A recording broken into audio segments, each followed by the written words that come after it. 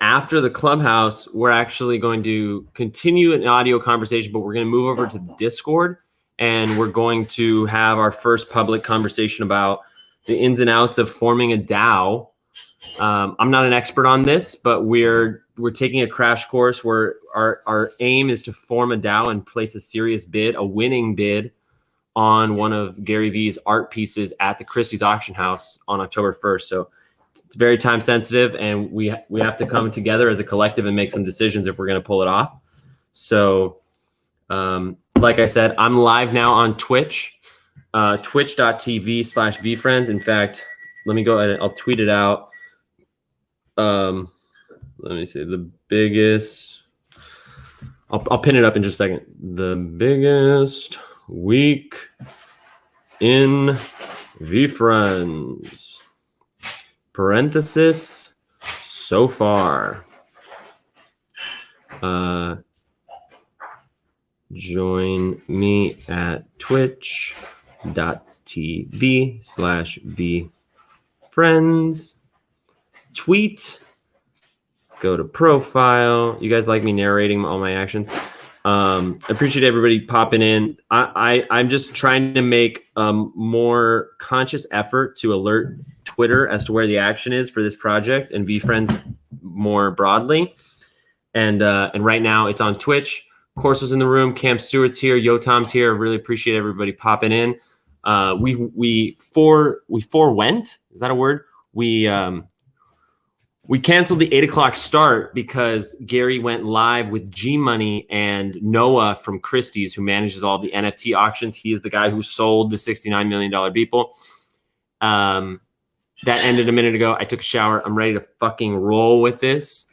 We are going to attempt to record a podcast announcing the Christie's auction and only the Christie's auction before 9 p.m. when the weekly news starts in the Let's Be Friends Clubhouse.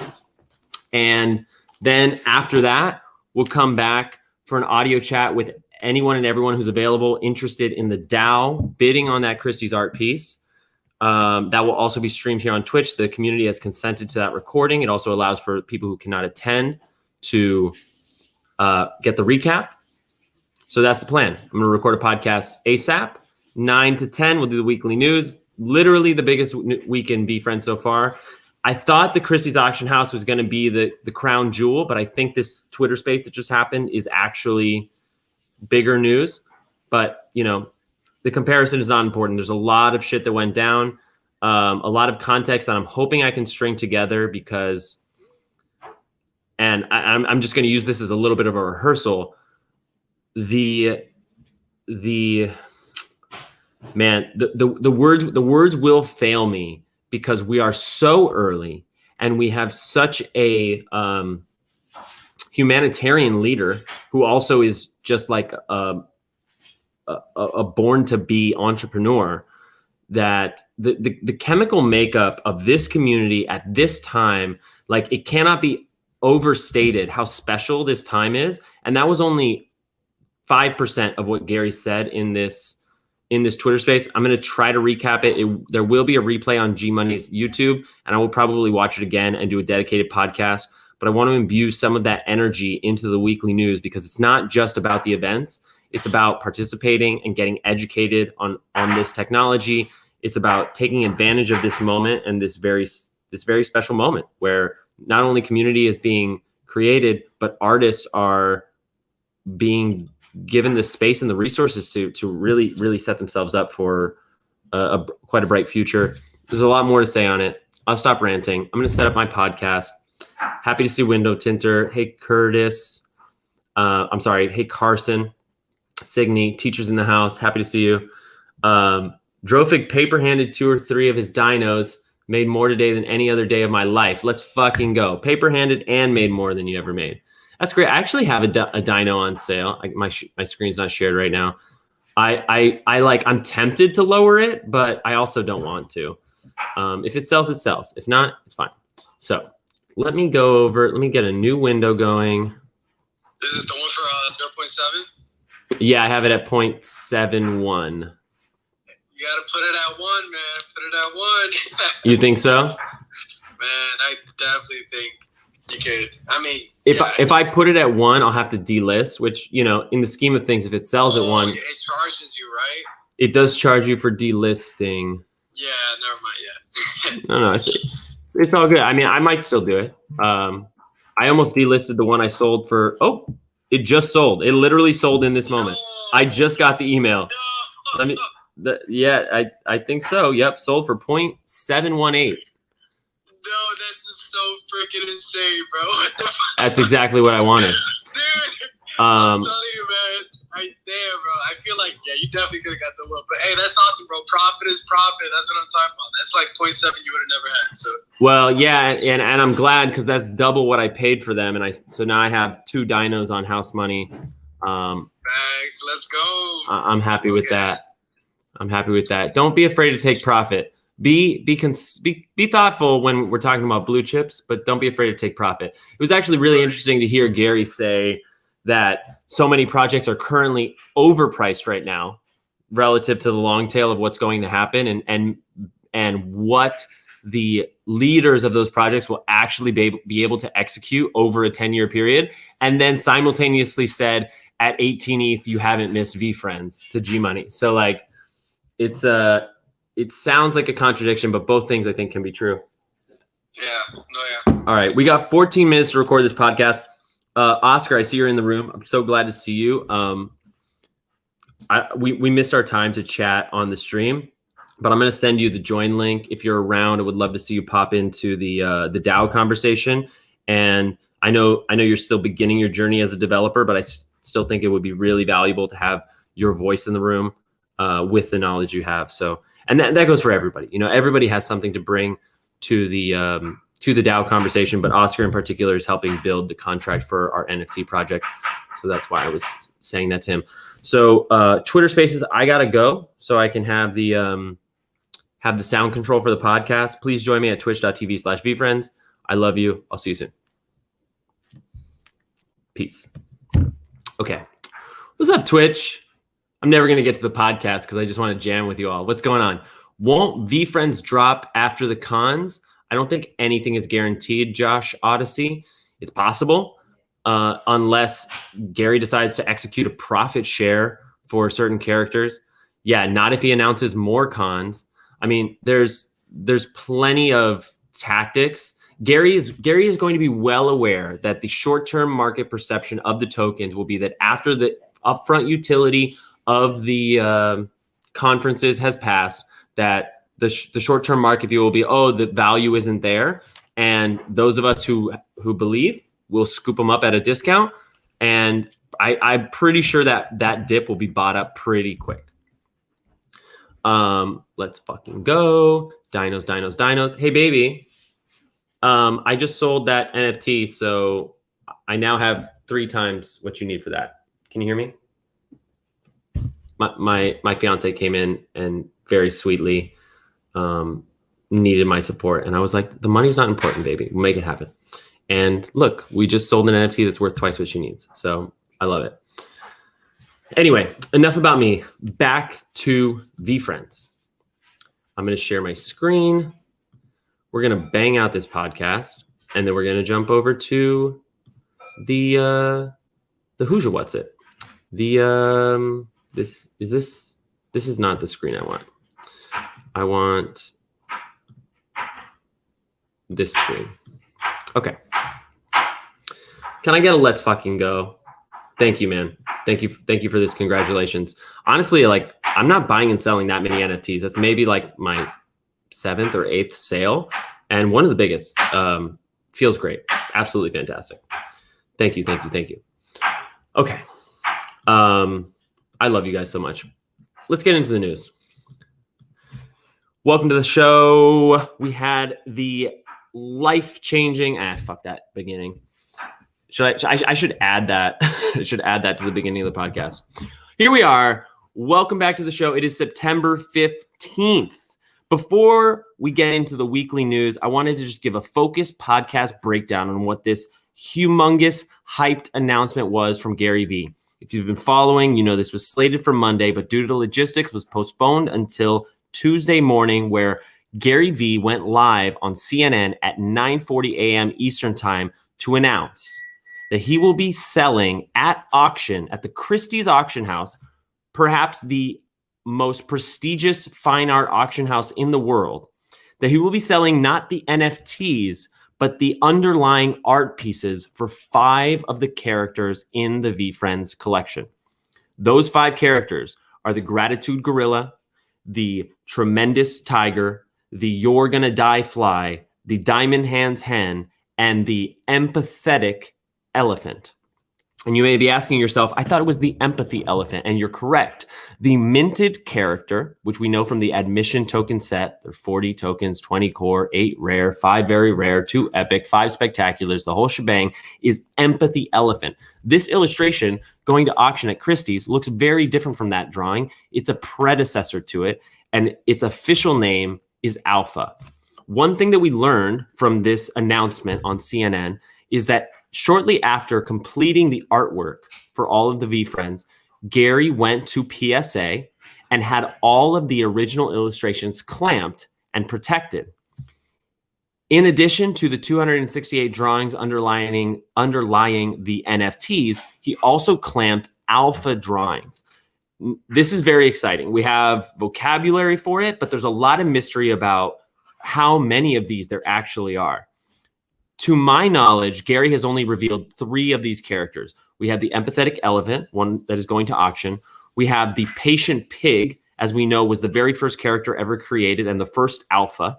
So first alpha drawing ever. Patient Pig was the first drawing in following this intention, right? Like Gary's been doodling for years. It may be possible that he found a doodle back in the day and he decided to add it to this PSA clamp.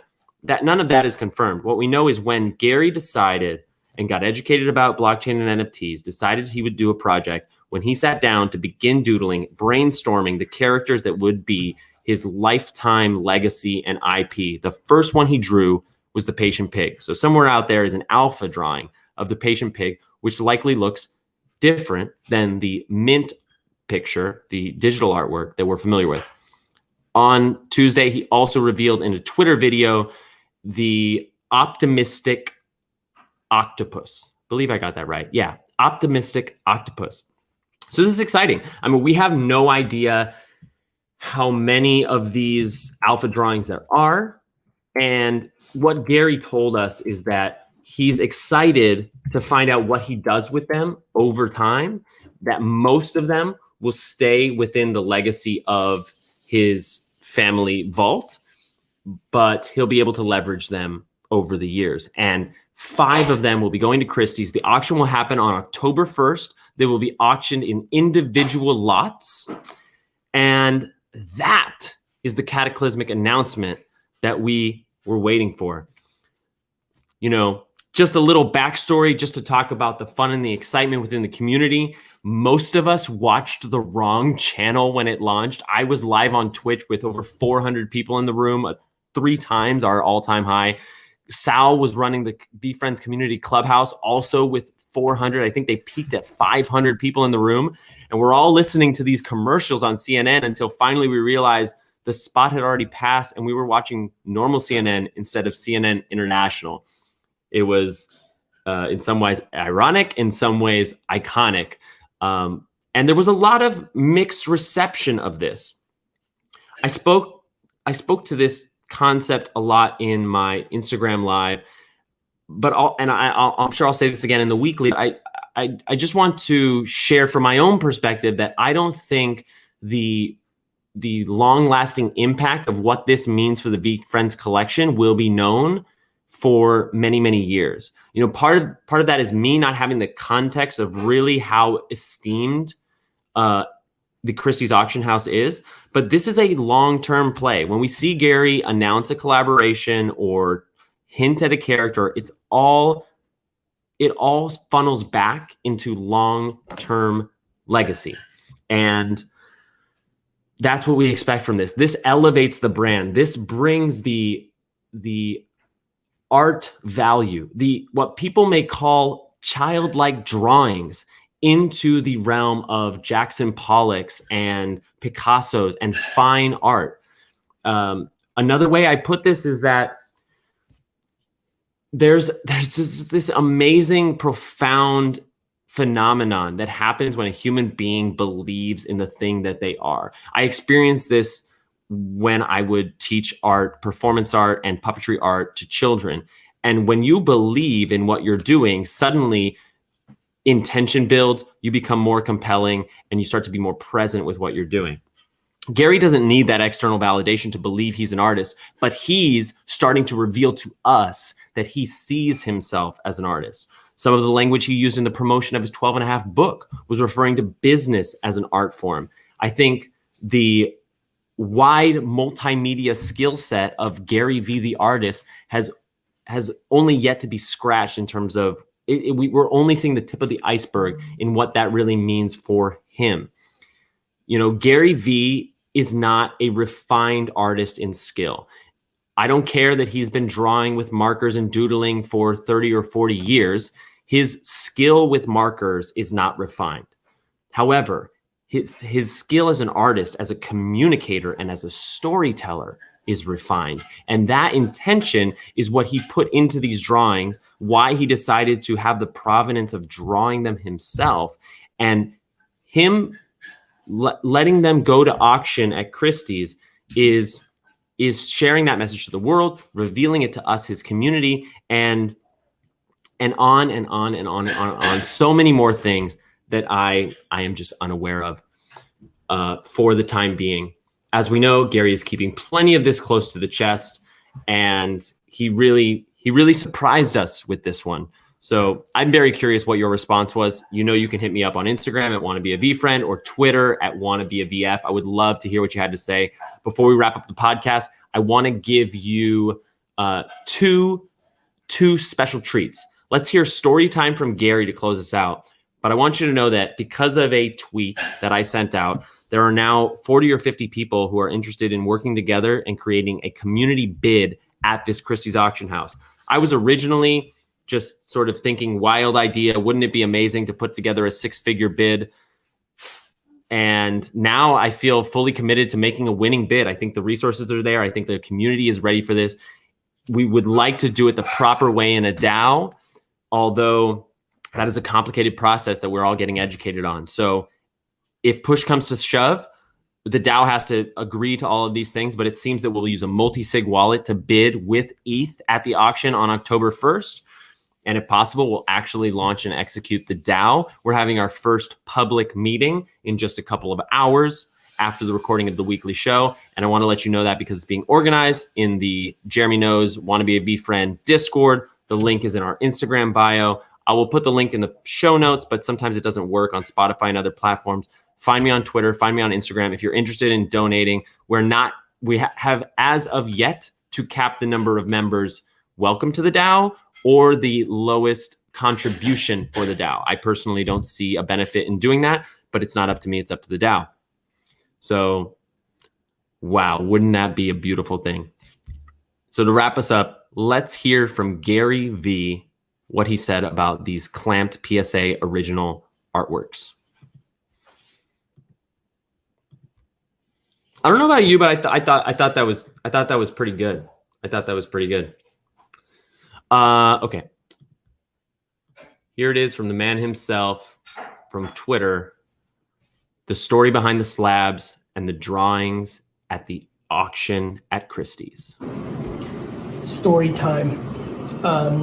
When I got back from drawing these VeeFriends, I went to PSA, one of the greatest grading companies in the world, and I asked them to pay them to clamp and authenticate the original drawings. These are the ones that will show up in the Christie's auction. I have the rest, including, as you saw with the elephant, maybe in the CNN spot, the alpha drawings. See alpha there versus the ones that were actual. These were the ones I was practicing on and with. And so these characters actually aren't even in VeeFriends, or some are, you saw with the elephant. Nonetheless, very proud to own these, excited what I'm going to do with them over the next 50 years. Most will stay in the family estate in perpetuity. but like the 5 that are on auction, some will get out. There you have it. Lots more to come. My name is Jeremy. I'm the Heart Trooper number 7. This has been Jeremy Knows. I'll see you tomorrow. Right on the dot, 9 o'clock. Okay, let me call up Clubhouse and get in here. Oh, my Clubhouse has been acting up. There we go. Signing in. I know you guys can't see this. I have to switch over to get an authentication code. Jacob just started the room. There's my authentication code. Signing in. And, oh, right, Vaginas. I forgot Vaginas was going on right now. Hello, hello. Oh. It is going well. I just very quickly recorded a podcast in the last like 15 minutes, which is nice. I can't usually get it out that fast. Hello. How are you guys? Hey there. Hey guys, how are you doing? I am just inviting everybody up. So if you want up and I don't get you, just raise your hand. What's up, Jeremy? I'm on cloud 9, man. It's been such an exciting week. Like literally the biggest week in VeeFriends. I know. It's so crazy. It finally happened. Well, I guess it's still happening, but yeah, I mean, it is still happening. I mean, tomorrow we're getting the announcement of the next PLP project. Today was very eventful with Dapper Dinos, like far more than I personally anticipated. And all of the Christie stuff is bubbling up. I don't know if you were in the Twitter space that Gary was in just an hour ago, but it was massive. Like it was iconic, actually. that POAP is gonna retain some value, I think. That POAP may retain some value. Yeah. That'll be very interesting. I actually minted 2. I minted 1 for my friend. Nice. If I had figured out how to do that, I would have done that. But I'm pretty new to POAPs. But well, the thing about POAPs is you just have to input a wallet address. So I actually haven't opened a POAP wallet for that address, but it can receive POAPs all the same. And whenever a POAP wallet is open for it, whatever POAPs have been sent there will be there because they're all in the XDAI network. So okay. you know, Well, you just have to go through the process one more time and mint.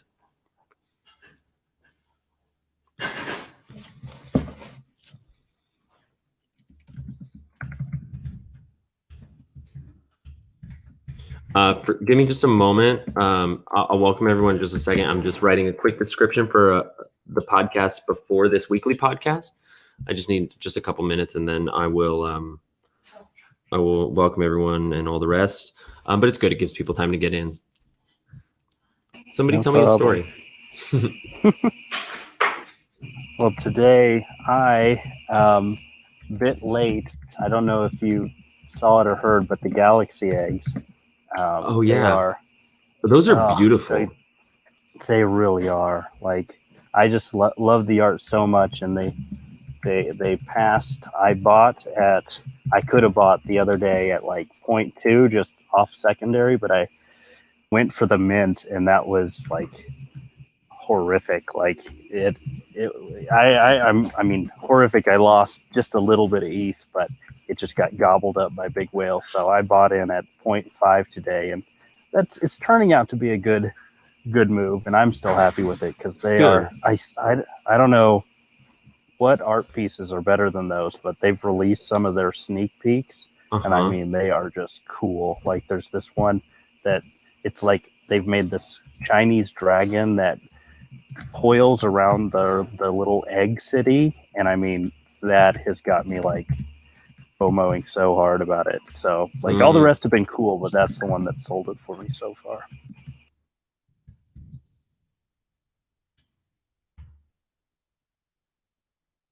I sold two Dapper Dino eggs today for 0.4 and 0.7 ETH. Dang. Feeling Wow. great about that. What's the is that the floor? The floor was kind of fluctuating between 0.4 and 0.6 for most of the evening. I don't know what it's at right now. I can give it a look. But somebody bought mine at 0.71, so I imagine the floor is at 7.5 now. Let me see. I have open offers for 0.42 on my others. Actually, the floor is at 0.52, and there are about I guess there's four listed under 0.7 and 12 listed under 0.8. I don't know why somebody bought mine, but maybe they like the number. What's in Tech Grim? Congratulations. I always wonder. I just want to chime in. That 0.52 is it's a zombie. Oh, it's just like Oh, sitting did there. somebody know? End up minting any, or What do you mean it's a zombie? Sometimes with OpenSea, some listings just get snagged. So that listing is already sold. Got it. It's just sitting there and stuck. Yeah, Got it. So the you floor is gotta actually fight. 0.69, 0.7. Yeah. Got it. So when that happens, sometimes like 2 or 3 will get stuck, and when that happens, it'll actually hold the floor down and also create opportunities to snipe something because somebody thinks the floor is 0.52 and then they come in and undercut at 0.5 and they don't realize the real floor is 0.69. So nice little pro tip there.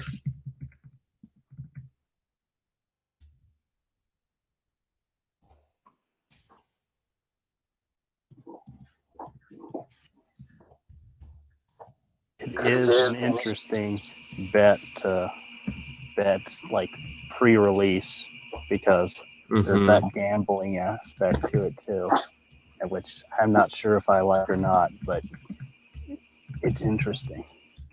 Yeah, I had 4 and I was like, well, I don't want to sell one and find out later that it's a rare one that might be worth more. But then I was talking to Eric and he was so right that, like, you know, based on your risk tolerance, I would rather cover my investment and, you know, maybe give away something that is like, because the fact is most of these will be common and the floor probably won't stay at 0.7. You know, we saw that with the Deadheads. We've seen that with a lot of projects.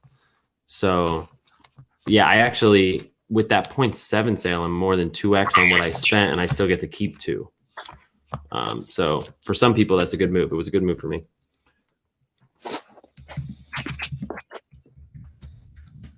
Don't know if you know, but Eddie, your mic's on.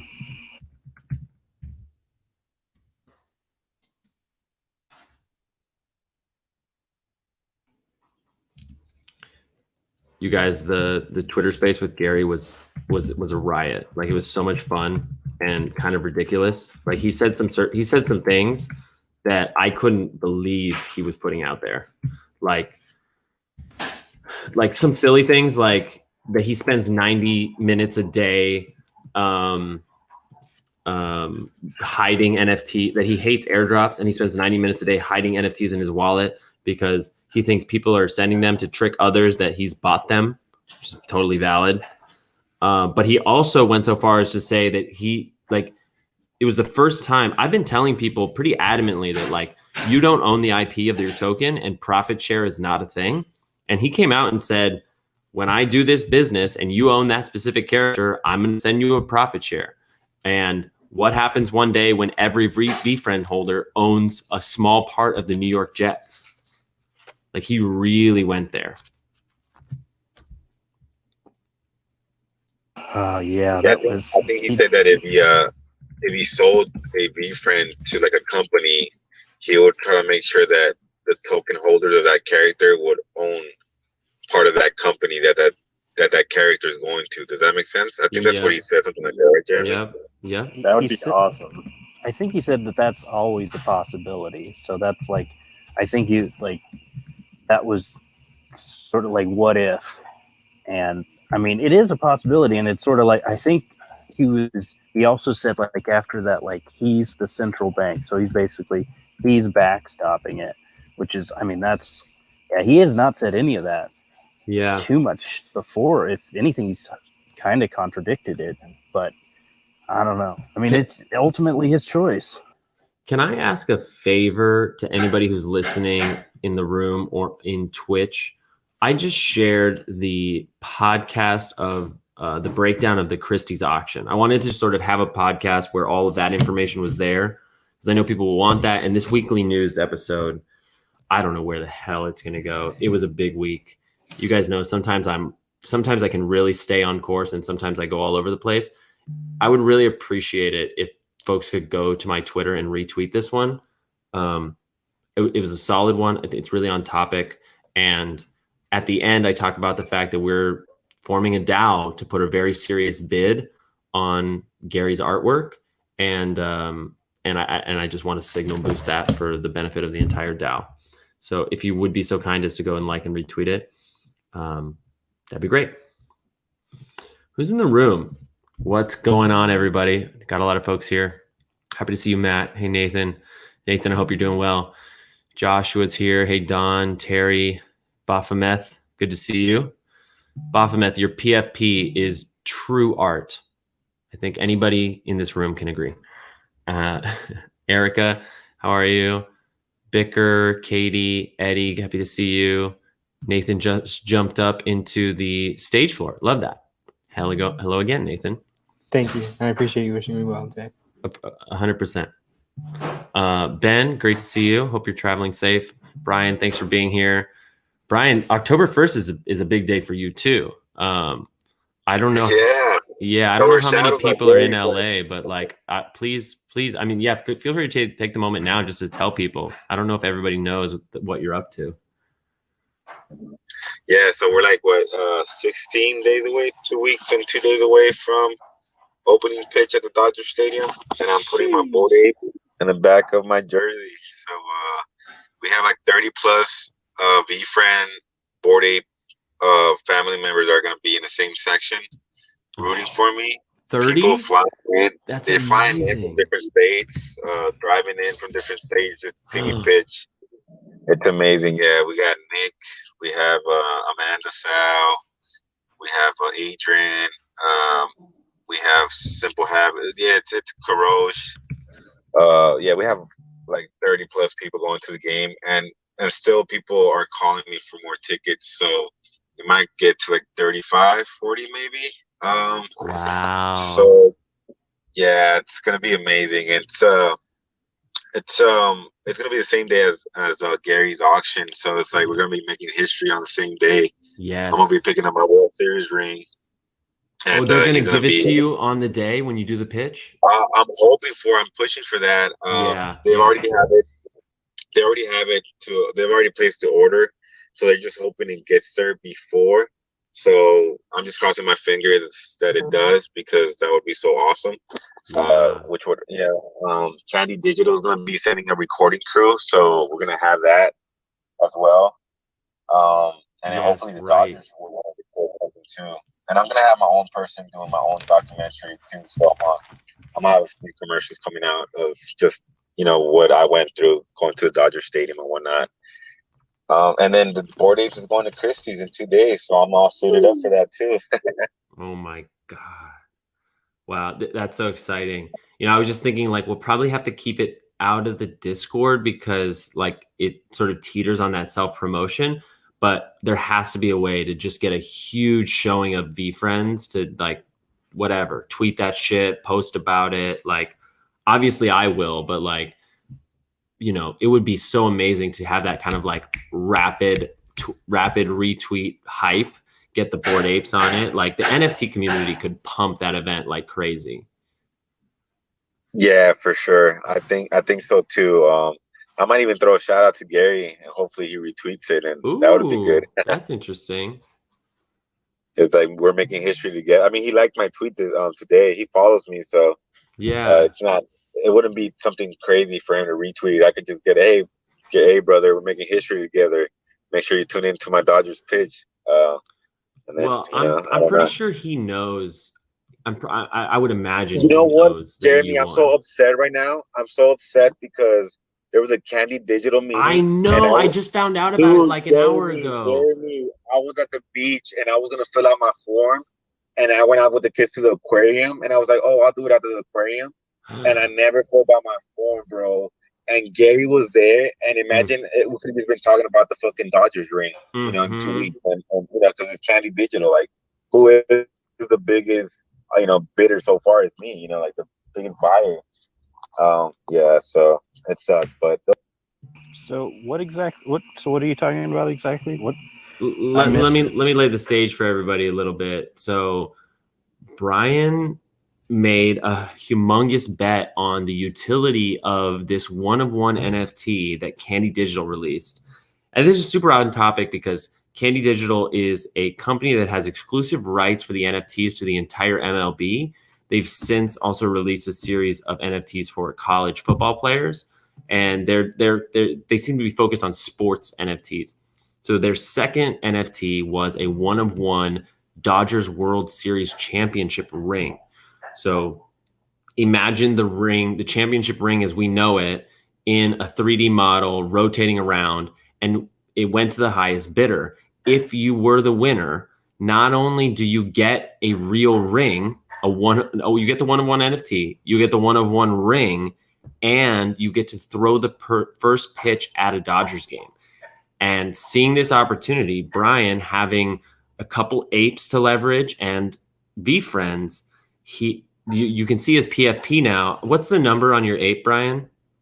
4238. So he knew about this 4238 ape, and it was essentially his dream ape. I mean, take a look. It's got the blue diamond grills. It's got the halo and the blue fur. Like, it is the Dodgers ape. And he was like, what if I could secure this NFT, do a basically a marketing stunt, buy my dream ape and wear it at the first pitch and like elevate Bored Ape Yacht Club and sell merch and make it a moment. And that evolved into basically the dream, and correct me if I'm wrong, Brian, is getting the Dodgers to want to license this ape. And he did it. You know, he flipped 2 apes to buy his dream ape after winning the auction, won the NFT for $95,000, and has coordinated this whole merch rollout. The first pitch, Candy Digital sending a media team to document the process. Like, this is big, and this is maybe the biggest real life marketing stunt that has ever been executed by a Bored Ape.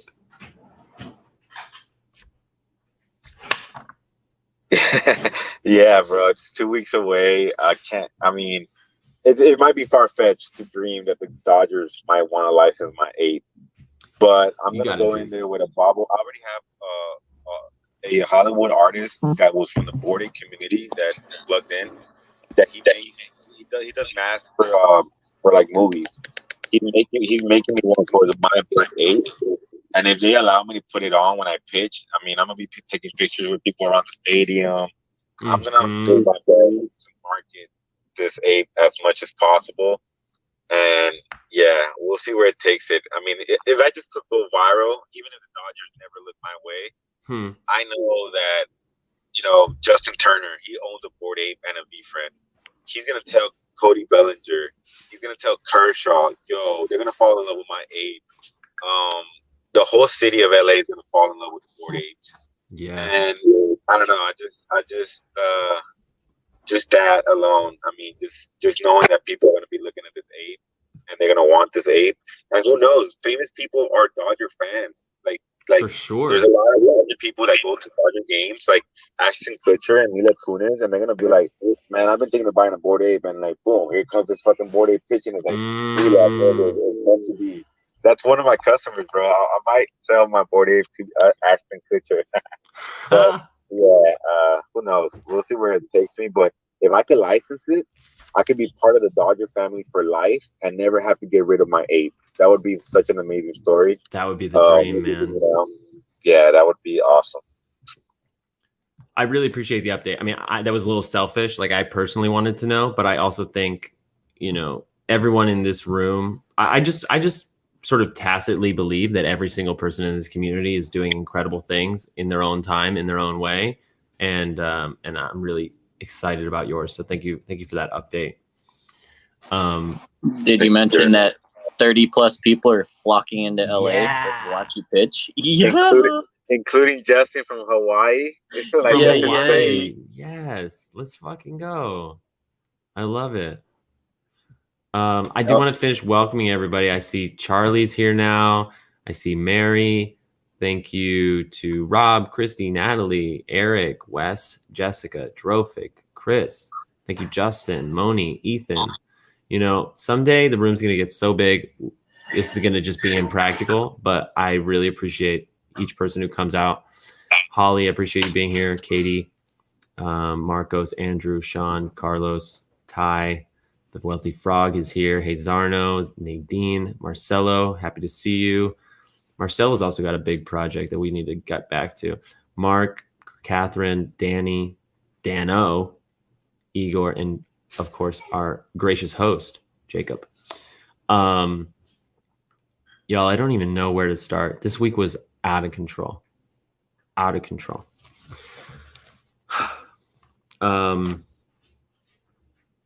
know we've been kind of doing this format where like we kind of discuss the news a little bit, and then that helps me make sure I don't have any blind spots in the podcast and we record it.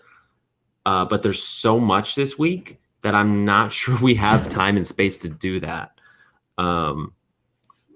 So maybe we can just like keep it a little more focused. Like I think the Christie's auction I think everyone knows what's going on with the Christie's auction, right? 5 of the original drawings, not the NFTs, are being sold at Christie's auction on October 1st. This was a little underwhelming for some, but I think the point I'm going to make in the podcast is like the long-term ramifications of this, like elevating the brand, really won't be known for a long time. And whether they sell for millions or they're perhaps undersold for like 50K, if they sell for like under $100,000, it's going to fuel Gary in the most incredible way. But there was like on top of the airdrop that happened this morning and a lot of drama because the Dapper Dinos project was targeted by a hacker group.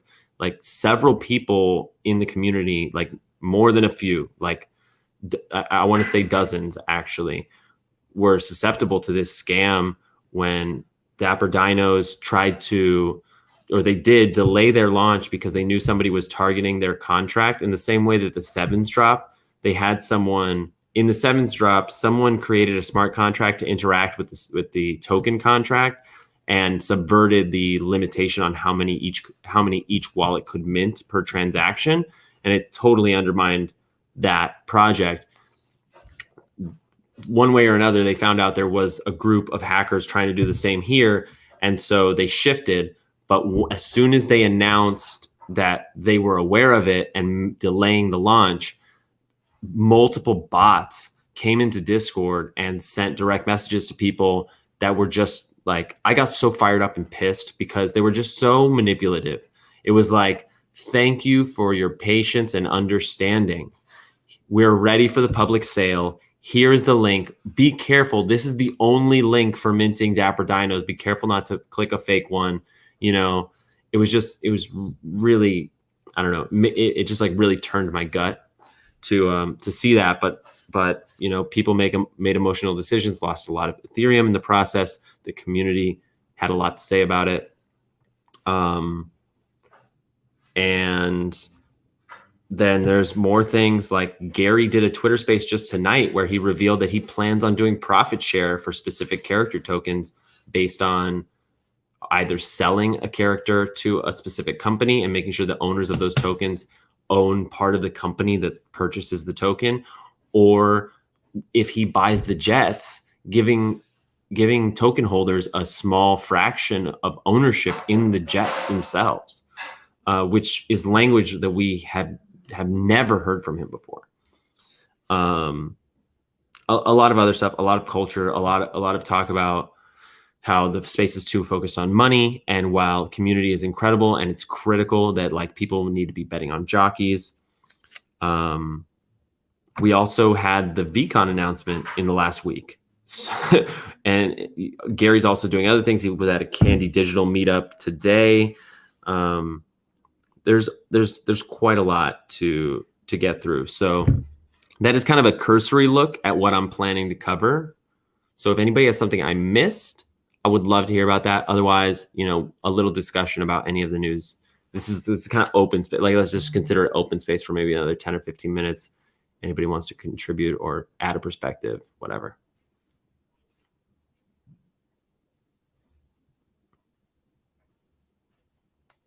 Or I'll just keep talking. It's totally cool.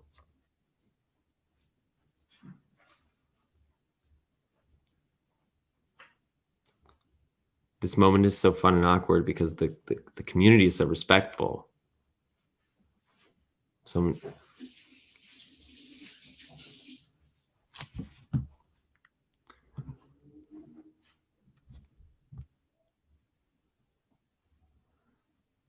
Thank you to Stas Striker for gifting 10 subs.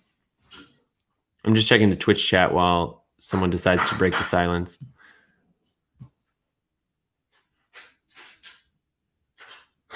Kevin.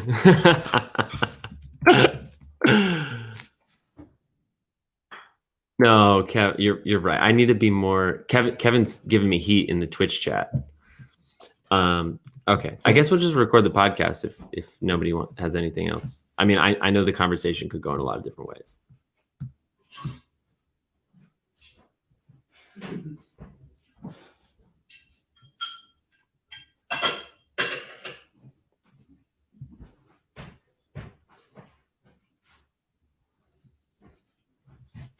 It's not my audio, is it?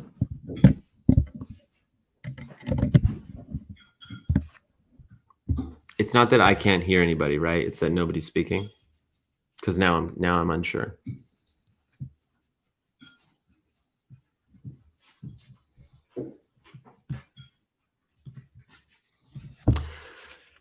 Well, I'd like to know, is anyone there? Can you hear me? Can you hear me? Wow, wow, wow. Twitch, somebody needs to tell me if people are actually speaking in the clubhouse and my audio is broken or if just nobody's talking.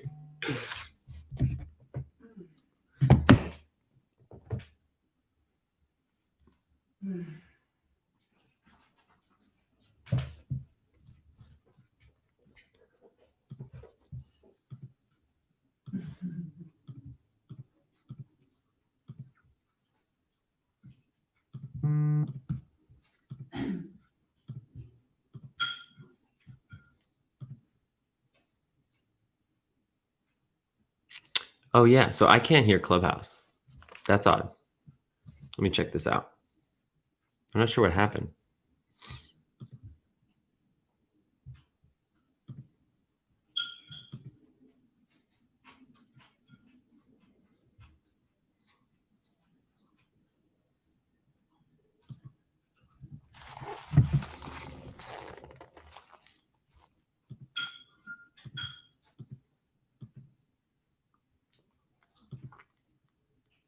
Hello?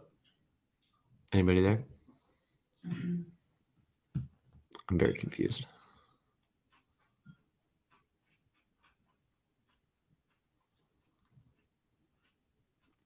Kevin, I think they record the Clubhouse. Oh, you don't hear me on Clubhouse. What? What just happened? What's going on? You should hear me on Clubhouse.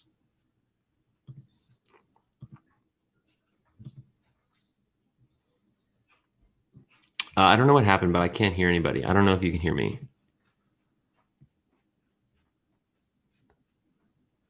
Kevin, you're not wrong. You're definitely not wrong. So my mic isn't muted. My headphones plugged in. My audio device is correct. But I can't hear anybody in the Clubhouse. I mean, I can record the podcast, but that kind of defeats the purpose of the conversation. maybe. So I just muted myself in Clubhouse. They're chatting, but I'm muted. What happened? I'm gonna try this again. About the Okay. About the background of, a lot of chatter in the background about why Christie's and what's been happening and like what value that holds. I love how he was like, my parents' minds are going to be blown if I'm at Christie's. But that was the second part. But the first is like he's building brand equity, and then also stating that when he buys the jets, he owns the jets. VeeFriend holders are going to have a share. Like this is the kind of thing he's building. This is long term. This is not a pump and dump. This is not trash. This is real. This is a real project that it's equity, baby. This is equity. Our PSA certified. Bam. Bam. That's awesome. Hey everybody, I'm back. I'm not sure when you lost me. I just thought nobody was speaking back until I figured out I couldn't hear you.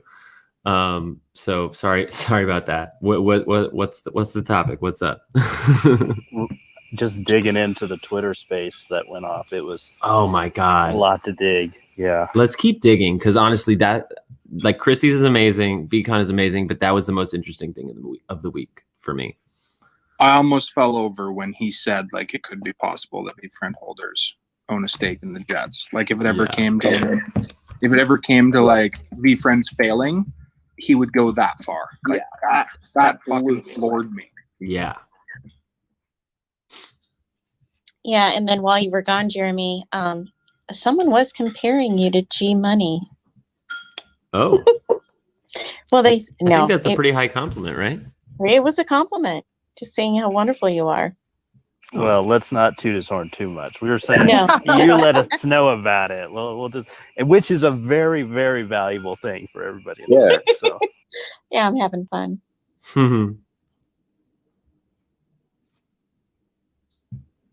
Kind of VeeFriends adjacent was the remind me of his name. It was Nate, right? Who's running NFTs for Christie. Yeah, non-fungible Nate.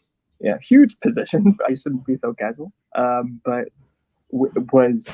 he said 250 ETH for the full set of Curio cards, which is a little adjacent. Obviously, it's a part of the same auction, and that was a big thing for me. A little like I was saying earlier, Jeremy, how like the whole conversation really is making me reevaluate how I'm approaching projects, and that 250 ETH starting bid for the full set made me go like, why did I sell? It was just like, oh my god, I'm not thinking deep enough, I'm not thinking long enough, and so that was a big standout for me. But it's not exactly adjacent. Well, I mean, I don't know where to even begin, but like, how do you think these are going to be priced? Like, I'm sure there are people who are willing to make significant bids on the VeeFriends art, but I have no idea if it breaks $1 million or if it breaks 5 million. Does anybody have a strong feeling? I personally think that it's like guaranteed above $1 million, and it depends. Are they being sold together or separate? We confirmed today they're being sold individually. So I think $1 million a piece is the base, but above that you get in crazy terms. From the representative from Christie's that sold people, he thought that if it sold for $1 million, it would have been a great auction, and he underestimated it. What did it go for, Jeremy? 61 or something? 70, basically 79. I'm sorry, 69, about $70 million.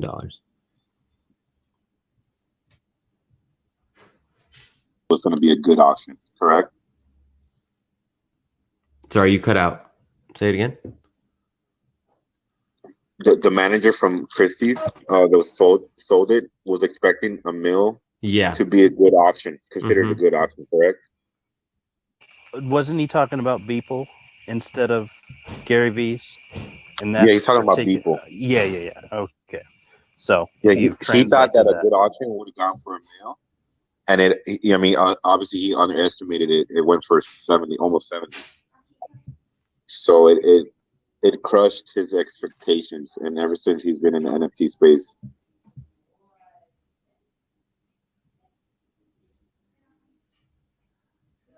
So let's hope it does it again. Yeah, I simultaneously wanted to sell for a crazy amount, but I also want the DAO to win it for like 150,000.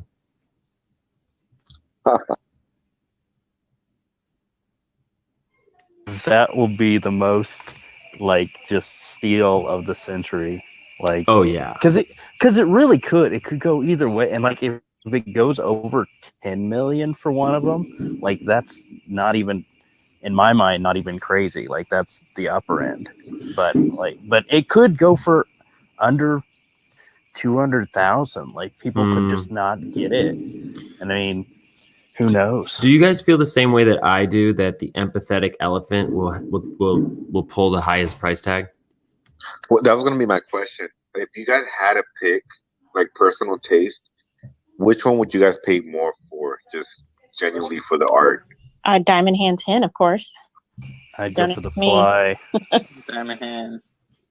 Are we I saying like which one Diamond we'd Hand. personally pay the most for? Yeah, so it's basically the market deciding what one is worth over the other. Well, but when you say the market, you mean the Christie's art market? I mean, we are our own little micro market. What? You're not bidding at Christie's? Hey, quick pause. Does somebody have the link URL to this clubhouse? Somebody's asking me for it, and I can't find it on Club Deck. Yeah, I Yes, do. Where do they need it? If you can just DM it to me anywhere, I'll send it.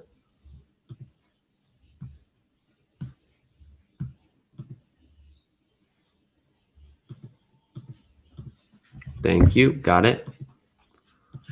Carry on. Keep predictions. Come on. Shoot them out. Which one's going to take the highest price tag? Naturally, I'm looking for the cheapest. And I think people are going to sleep on You're Gonna Die Fly. But really? Yeah, me too. Yeah. I think that's a good call. Yeah, but I think and he owns a lot. If you guys come on, he has a bunch of games of that You're Gonna Die Fly. I think that's one of the most underrated tokens that sat at the auction. So this sat at Florida, I think. A lot of the You're Gonna Die Fly. Yeah, I think it's one of the better ones. Just because, like, it's, I don't know. I like it. Yeah, I like the art. Yeah, it's just like, it's so good. A fly, you're gonna die. Come on, it rhymes. Yeah. I kind of didn't like it at first, the first time I heard it, but it's grown into it now. I kind of love it, to be honest. What do you guys think would have the most benefit for the community as far as pricing for the auction? Higher the better. I mean, I just think if we get any of them, it's great for the VeeFriends community. I think he means like in terms of like what price for not for the people wanting to make a bid, but for the larger VeeFriends community, for the impact on the market of VeeFriends, the perception of VeeFriends. Exactly.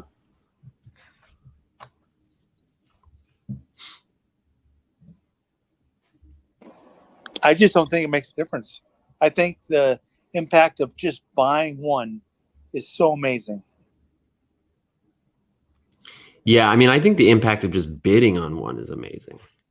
You know, I think it's going to be underrated regardless. Like I like, you know, we always say it's like we're super early and the market's not even established. Like when the new market comes in and people are more and more introduced to art, they're going to look at this in particular and be like, what the fuck is this? They're like, what? This is ridiculous.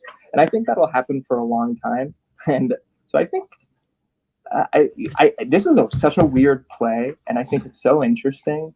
And I think Gary's right. Like, I don't think for a second that, you know, I'm like doubting it by any means, but I think most people are going to look at this and be like, what the hell, you know? So I don't know what it's going to do. I mean, if I had to make a prediction, I don't think we'll win the bid. I think that if we make the bid, it'll be amazing, and it'll be a novelty, and it'll be a short win, PR win for the community. Long live, because hopefully we'll buy it and post it. Hang it on a wall somewhere safe. Yeah, we'll take it to MoMA or something. You know what? Don't you think? What he said too. He said that this would be one of the first auctions that is bidded in ETH. It's not going to be bidded in fiat. It's going to be bidded in Ethereum. And it's going to be a live auction. It's not going to be like a digital online auction. It's going to be a old school, legit, live auction of people bidding in Ethereum. I can't hear it, Brian. No, Brian. So I'll just repeat that, like the major point Brian said that you cut out just a little bit, but the fact that it's going to be bid in ETH and like still an old style auction, but like just the fact that you're going to have some major players that have a lot of ETH to spend on this is going to be, I think it's going to change how Christie's even does their auctions, because that's a very good point. I think this is going to be a game changer, because that's a lot of money that you're just introducing to this auctions and legitimacy. So 100%. I was just thinking, how funny would it be if the flip crowd got in, bought it, and then listed it for under what they bought it for? They're not smart enough. Well, NFT bids, you never know. You might have like, I'm not even going to say the name of the group now. I don't understand. I mean, this isn't a liquid thing. This is a piece of thing. Which, where else can you sell it? So I have a question. So is this auction only in ETH? There's no fiat? No, it's both. It's both. Okay. Yeah. Okay. So I I think totally people If I are- had to throw a number out there, I would say this is going to easily go over 30 million. For all 30 five. million? All right, Just he's got the top. For a single or for all five? For all three. cumulative? I mean, all five. All five. So like 6 million a piece. About. Yeah, give or take. I think we're underestimating the amount of money that's out there. I wish there was odds on this, because they would be so good and Yeah. like so cheap. Like, because there's so many people that would be just completely underestimating. Like, you could make a, like, I don't even know that it would go for over 10 million. Like, I don't know what sort of odds those would be, but they would be nice. And that empathetic elephant, if you want the alpha, that's going to be the only way to get it. That empathetic elephant, I'm pretty sure, is going to pull the highest price tag. I think Gary specifically built it so that the alphas even supersede the originals. Right. It's like Steamboat Willie. Yeah.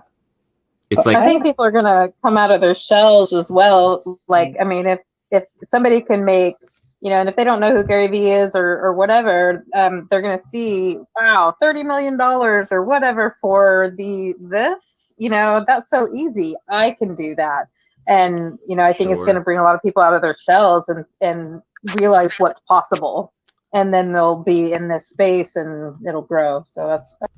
Well, I also wonder, like, how many people who over the last few months have seen, like, underestimated VeeFriends, saw it 40x, are going to say, well, this is different, but this is a good bet. The people who could have spent $1 million at the auction but didn't, spending $1 million or $5 million at this auction. Well, it's somewhat connected to this idea. Like, I was under the impression that more have been slabbed, right? That there's actually a larger supply of these. I think they all have. Yeah. All the originals. Yeah, 268 plus an unknown number of alpha drawings. So, like, that, I think, is super interesting. Like, as a part of this, right? Like, it's not just these 5 paintings in truth, but this is the entry, it's the starting point. Right, but we don't know that they'll ever come back to auction. I feel like the way that he's talking about maybe selling tokens to companies, like selling character IPs to companies, he might include that in the bundle.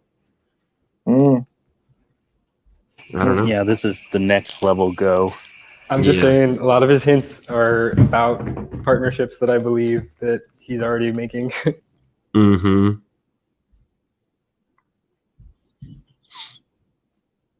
That's an interesting theory. I like that. I love that. Oh yeah, I'll tell you guys. Like Passionate Parrot, I'm telling you, Passionate Parrot is going to represent Anheuser-Busch. So Budweiser. On How's one that? of the Discord hints, if you go back and like just look through his hints, there's one of them about the Passionate Parrot that it says something that I don't even remember exactly what the clue was. I should go back and like document it, huh? Let's see if I can pull it up. You sure it wouldn't be like Captain Morgan or something? Well, no, because Vayner NFT just made that deal with Budweiser. Yeah, they've been longtime partners. Right, and the whole thing was passion. So if there was a hint that kind of referred to beer or alcohol, and when I looked up, I think I looked up passion beer or passion alcohol, I found that that's actually Anheuser-Busch's. That's like their catch. That's what they say they are. That's what they say. One of their business pillars. Yeah, their tagline. Tagline is the word I'm looking for. Yes. It'd be cool if it was Budweiser NFTs for his book deal. Say that again. I said it would be cool if the Budweiser and like, Budweiser NFTs for Gary's. NFT for the 12 book buy. Okay. And yeah, well, who knows? That's an interesting. It would be. I'm just thinking in terms of like Macedonia. I think there's obviously a lot of beer drinkers, right? That would make sense in terms of like tokens because there's some like we were estimating at least 50,000. Maybe add another 100,000 to that. Yeah, there you go. So I feel like that would be a big enough market. Like, I don't know if I agree with. I think it's going to be still Gary brand or VeeFriends brand or the 1.5 the book NFTs. Yeah, Gary confirmed. Gary confirmed this week it'll be VeeFriends branded. Oh, weird. Okay. But he also confirmed that both 1.5 and 2.0 are not fully baked. That they're not actually sure what they're giving people yet. Like that, I don't know how clear. I don't know if it's like 80% baked or 20% baked. That's great. I mean, the book one's coming up. I love that.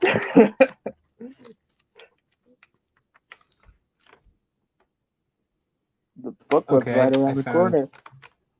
Maybe you can just give it already. Oh no, never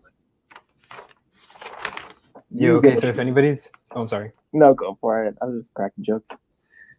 Oh, I was just gonna say, if anybody's interested in finding this hint, go into the Discord, look up from Gary V, 1565 brewing is the keyword, like a brewery brewing. Oh, what do you find there? Mm-hmm. That sounds like a hell of a rabbit hole. Oh, I've followed so many of them. I think I've got like 10 or 15 of the partnerships figured out so far. But Nathan. Oh, you're right. Brewing is such a great keyword. Yeah. Wow. Right. For a man that works in advertising, keywords are likely important. On one of them, it actually just says brewing hint and then shows the token Passionate Parrot. Like he links the open.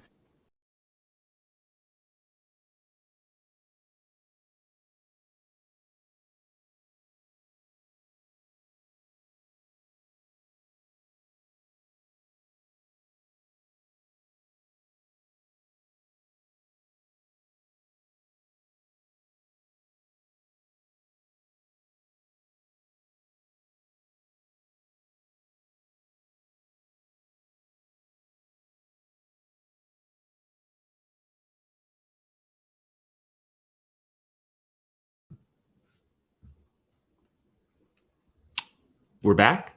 Are we back?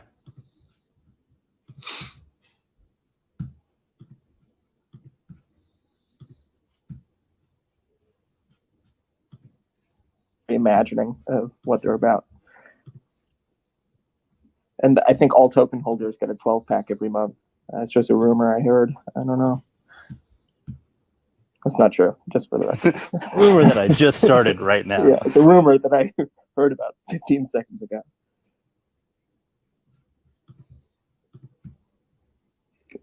Has someone complained that there are no emojis on Clubhouse yet?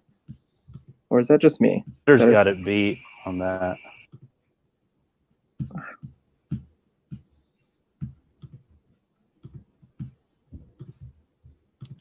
Sorry, everybody. My stream failed. I'm back now. We're good. We're good. I was looking at the brewing stuff. There's a lot to dig into. I think we should record the podcast because as we talk, I'm remembering things that literally happened in the last 7 days I forgot about. Like Gary came in and said that there's a new development in Gift Goats that postponed it 2 months that made it better. And he also said that eventually there would be a theme park. That's insane. But then I thought he said there would be a theme park like when we launched VeeFriends. He's like, I think I'm he gonna did. open up a theme park. Yeah. Yeah. And they're like, oh, you're gonna be Mickey Mouse. He's like, no, Patient Pig is gonna be Mickey Mouse. I'm gonna be Walt Disney. Yeah. And then he mic drop. Yeah. Which is where I can see him opening up all the restaurants and stuff.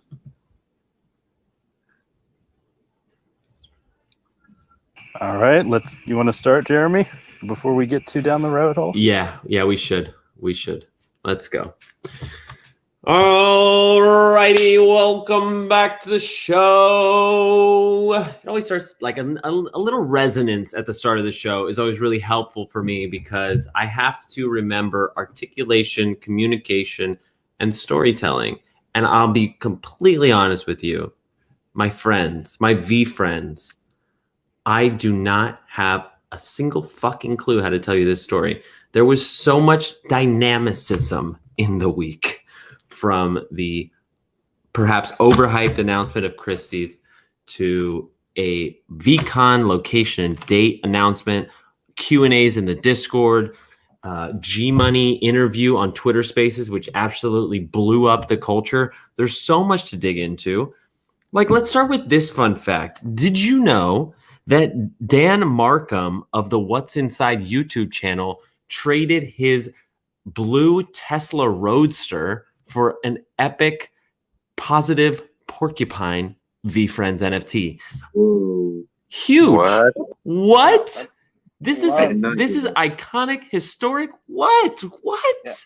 We are just getting started. Let's get to the price action of the weekend. I think at the beginning of the week before VCon, we had already come up to this high. We were already shocked to see the floor move from 12 up to 17 and kind of rest eerily comfortable at 18. Then after the VCon location and date had come out, we know now that it's in Minneapolis, Minnesota, again on May 19th to 22nd. Remember, 19th is going to be more unconference, so make sure you get there on the 19th so you're ready first thing in the morning on the 20th when things really kick off. After that announcement, we were looking forward to something cataclysmic, something that would drive mania in the space, take VeeFriends to another level. Nobody knew what that meant, except for maybe there were some in the audience. In fact, we had an Instagram questionnaire. Somebody said Christie's. I totally ignored it, and they were right. It was Christie's.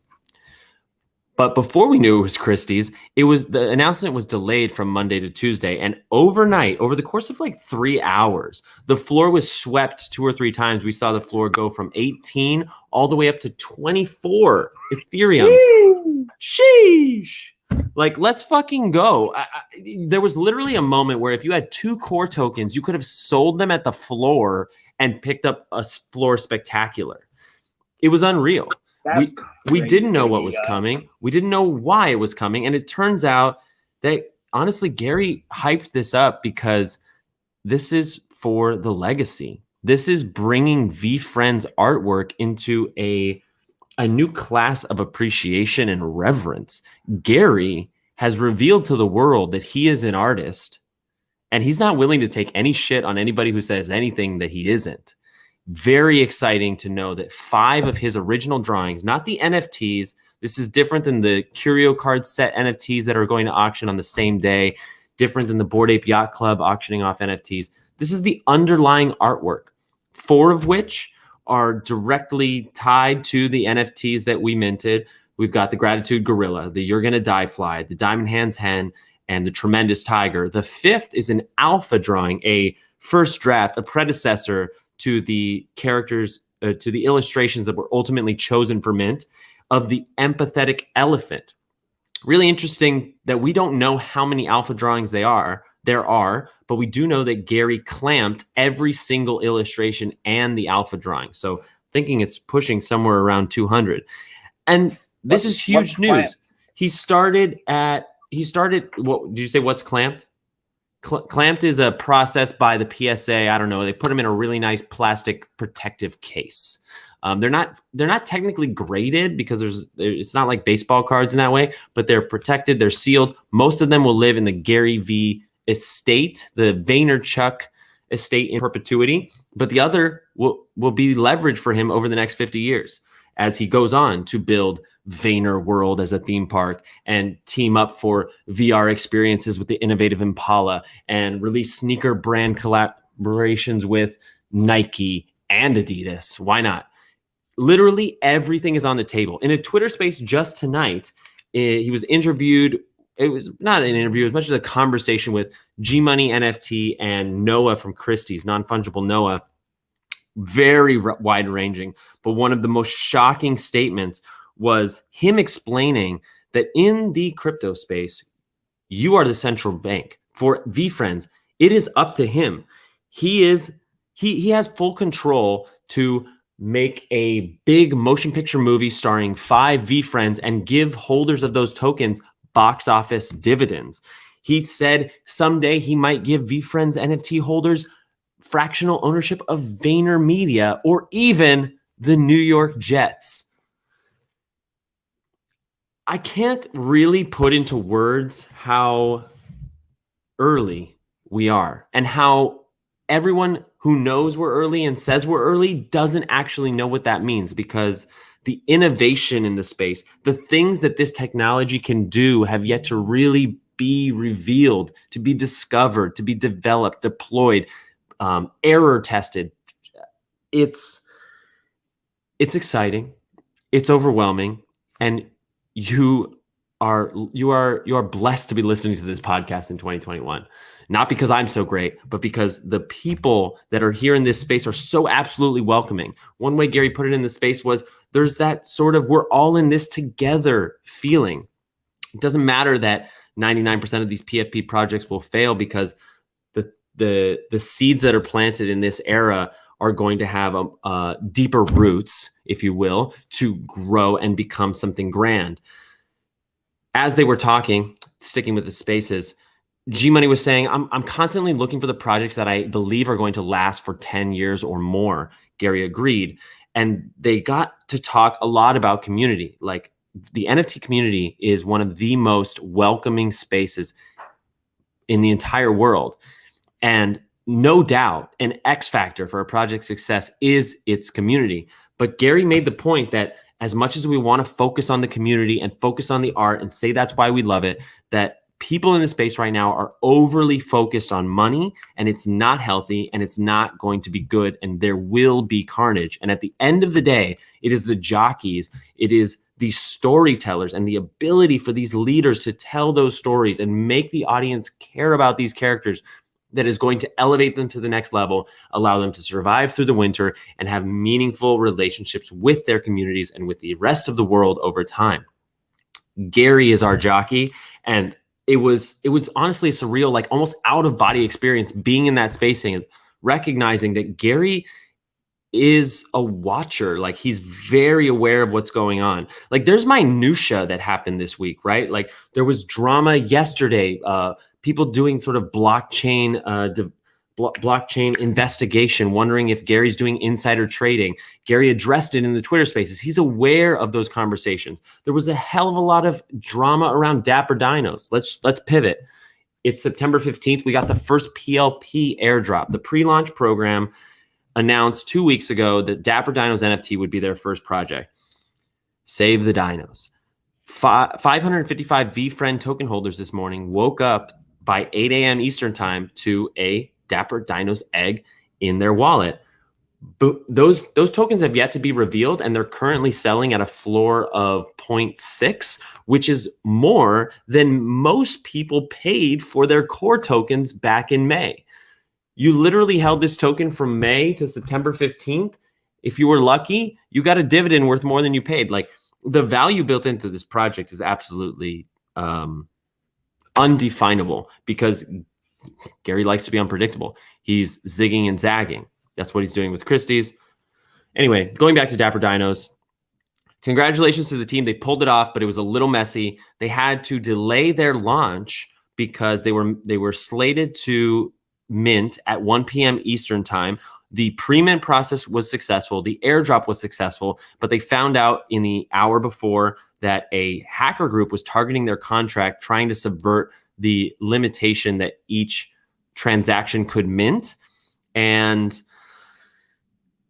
then it got messy because they announced that in the Discord, and the hackers attacked another way, deployed multiple bots to send direct messages to people who were in the Dapper Dinos Discord with this very psychologically manipulative message saying, thank you for your patience. We're ready for the public mint. Be careful. Only use this link. This is the real link to mint. And guess what? Before you know it, within an hour and a half, they had raked in over $150,000 in Ethereum. So this is the part of the podcast, every single podcast, where I have to come in and say, please be careful in this space. Please don't share your seed phrase. Please do not click on links in Discord DMs. Discord DMs are like a fucking minefield. Watch yourself. If you're bringing anybody into this space, please educate them on the dangers that are involved and the security required to secure your assets. Like I mentioned before, you are in control. You are your own central bank in this space, and no one can save you even if they wanted to. There's no reversing a transaction on the blockchain. It's terrible what happened. I know there were several people in the community who lost anywhere from $500 to $5,000. We just have to move forward. It's absolutely terrible. But, you know, as much as I would like to say Dapper Dinos NFT handled it flawlessly, they didn't. They did communicate well in the announcements, but then they dropped a manual minting fill it out form confirmation code, very confusing moment with no advance notice. So people who had been in the Discord for weeks like missed out on the mint. This minutia, maybe not newsworthy, maybe not that important, but what is important is that the guy at the head of this project, not responsible for Dapper Dinos NFT, knew about that minutia, knew that the airdrop went well, knew that there were hackers, is watching all of this happen. And I don't know. I'm at a loss for words at how many other things I have to tell you. Let's talk about the fact that VeeFriends 1.5, the 12.5 book NFT, was confirmed to be VeeFriends branded this week. We also got more confirmation about Series 2. We know the Series 2 is coming in 2022, and it's very hush-hush that they've determined the supply, that there could possibly be evolution, like, you know, Charmander, Charmeleon, Charizard type evolution for the characters, and that it will be purchased in ETH, and that the price point will be $1,000 or less. Pretty fun. Yeah, with all of this, with like brand building, with like executing, with like kind of also not telling us what's happening until it's like really ready to be executed. I think this is a defensive mechanism, right? It's like if they promise something's going to happen and then it doesn't, then the backlash is there. But if they just keep delivering impressive values week after week, dropping tokens, increasing access, dropping into the Discord chat to say, hey, I just wanted to pop in to say gift goats just got better because of some development. Just big mystery, right? The suspense of the story is just begun, but the project has not even started. I'm starting to feel like it won't be until the end of VCon 3, the last line of Gary's keynote, giving the closing speech, that he'll then say, we have finally begun. And it's making me remember that he mentioned in Discord just the other day that I'm not even thinking about VeeFriends until 2025, constantly talking about 2037 goals. Man, I'm so fucking hyped. There was a Go giveaway this week. Congrats to our friend Tiny Rick, who got a Go Core hardworking Wombat. Immediately listed it for 120 ETH. So I hope you get that sale. Gary also alluded to the fact that there could be more VCons after the 3rd. In a Twitter exchange between him and Kashfi, the moderator in the Discord, somebody said, I wish I could be a 5th VCon so we could see what Gary would do with number 5. And Gary just slyly, the watcher, comes in and says, "Who said there wasn't?" I heard an audio clip of Gary's that I think is really important to share to sort of frame this moment we're in, because this is a very special moment. And, in my sort of manic, I want to give you as much value as possible. I want to consolidate this information. I'm also all over the place moment.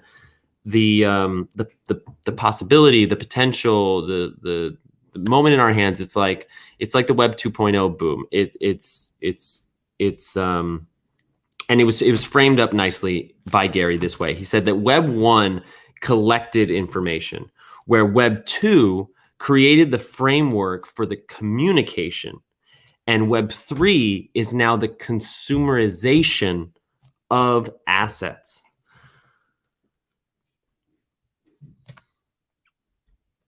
I'm just taking a breath. I'm all over. I'm looking at my notes like, how did all of this happen in a week? Crazy. He's also doing physical work. He's running VaynerX. He did a Candy Digital meetup. It seems like there's going to be a lot more surprises at Candy Digital than I expected. In the background, he's working on VCR Group for a restaurant launch at the end of next year. And I don't know, it felt like a very iconic week in VeeFriends. And I highly recommend you go and listen to his episode with G Money. I've just retweeted it. You can find it on his YouTube channel. We're early in this. We are all going to be the tastemakers of what the NFT space as we know it becomes when it's brought to the public. And I just really hope that, with your own boundaries, with your own capacity, take care of yourself, right? Don't invest more money than you can lose. All of those premises, like, make the most of this moment, because you only get it once. It's maybe a little cliche, but I don't know. If I could go back to the VeeFriends auction, I would have bought more. And maybe it's not deploying more capital. Maybe it's just deploying more kindness. Maybe it's just making another relationship. Maybe it's just spending a little more time in a Discord. Maybe it's just doodling for yourself and seeing what kind of art capacity you have. Gary is not focused on the conference. He's going to make that conference fucking huge. The content is going to be great. He said in the Q&A that he wanted to make sure the community was the community. So he's going to actively create space within that conference for the organic community moments to happen, those real relationships that are going to drive the project's success over decades. But as much as he's going to build that conference and make it literally the best business creative conference that you can imagine, he's focused on how can he make Empathy Elephant and Patient Pig and Gary B and Motivated Monster and Well-Connected Werewolf and the Thoughtful Three-Horned Harpic famous, truly world famous over the next 20 years and beyond. So thank you for listening to the podcast. I love having everybody here in the room. And that's the show. I'm Jeremy the Heart Trooper number 7. This is Jeremy Knows, and I will see you tomorrow. Ooh, nice one. Go. Nicely done, my friend. Nicely done. Thanks, because I felt like a mess. No, it was just a lot to get through. It was a lot. And we did it in 17 minutes. You didn't even dig deep into the Twitter spaces at the end, which could have been a show in itself. I know. Jesus. I know. That will be a show. I'll watch that again, because, like, honestly, like, people should take notes on that Twitter space. It was just alpha all day. Perfect timing on that recap, Jay. I got to go, but that was an awesome update. Love it. Thank you, Eric. Appreciate you being Let's here. go. See you, Eric. Yeah, buddy. Peace out, bro. Make sure. Did I lose him? Did we all lose him, or did I lose it again?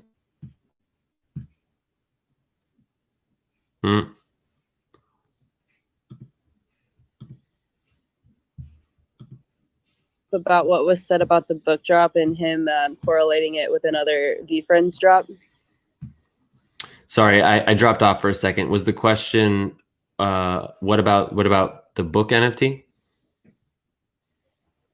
that. What were you saying about that one more time, please? Just that he confirmed it would be VeeFriends branded. So like we didn't know if it would be a rookie card for him or the team, or if it would be those like Chimera VeeFriends that he's drawing, where he's putting two characters together and playing with doodles. We still don't know what it's going to be or how many unique tokens, or we don't know the supply yet even. But we do know that it will be branded VeeFriends. It won't be branded 12.5 book. It won't be branded Gary V. It'll be branded VeeFriends.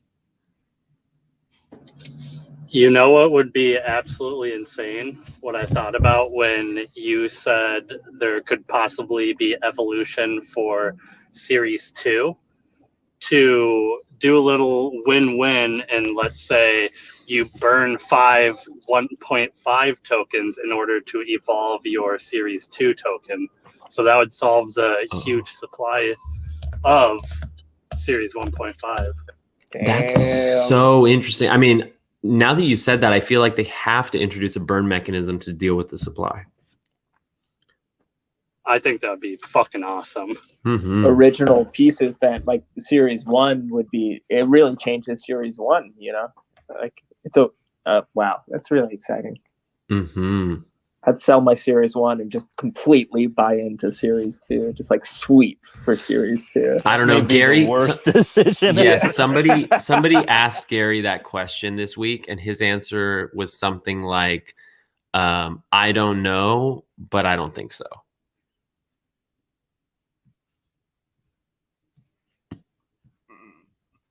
I guarantee he probably took some notes from the apes, and he'll probably implement something like that.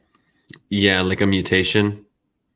Mm-hmm. Yeah, something like that. As soon as you said morphing or whatever terminology you use, evolution. I like evolution. I immediately went to the apes. I was like, that would make sense, and especially because he saw how much benefit it brought to the community of the people who invested.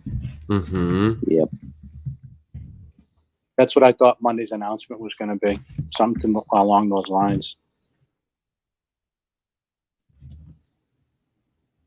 Yo, the next PLP gets announced tomorrow, if you guys didn't know. Yeah. I know. Yeah. Big It's stuff. gonna be crazy. Also,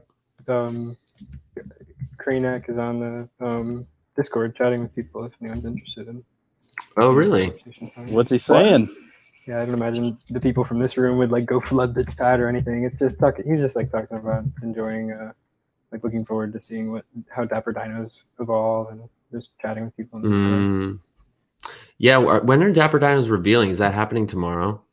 They wanted to try to do it tonight. I just got my 3 eggs. I just checked and I saw I had them, so that's cool.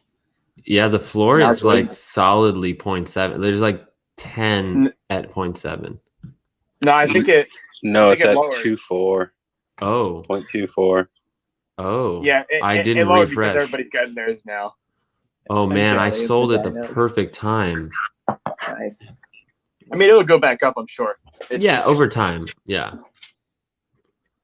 But that's super interesting. I could buy 3 with what I sold for. You're still in it, right? Like, how many are you in it? I have 2. Oh, okay. I wanted to keep 2 because I heard there's going to be a breeding mechanism that you're going to be able to like. I don't think it's a burning breeding either. I think you can like lay eggs. Because, you know, it's interesting with Gary being involved. I don't know how much he advised them on the artwork or like the roadmap, but it seems like he might have tipped their hand to like get more story involved. Like they said that at some point a meteor appears, and like their roadmap says like a meteor appears. Like, what does that mean? And they're talking about having different species of dinos, and I don't know. We'll see what they want to do.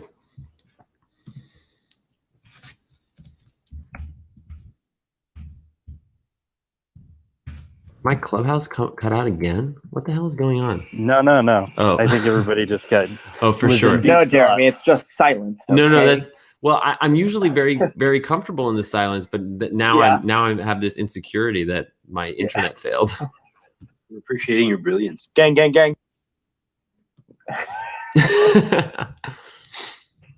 Open gang. Burned in my memory of Vicky saying that for some reason.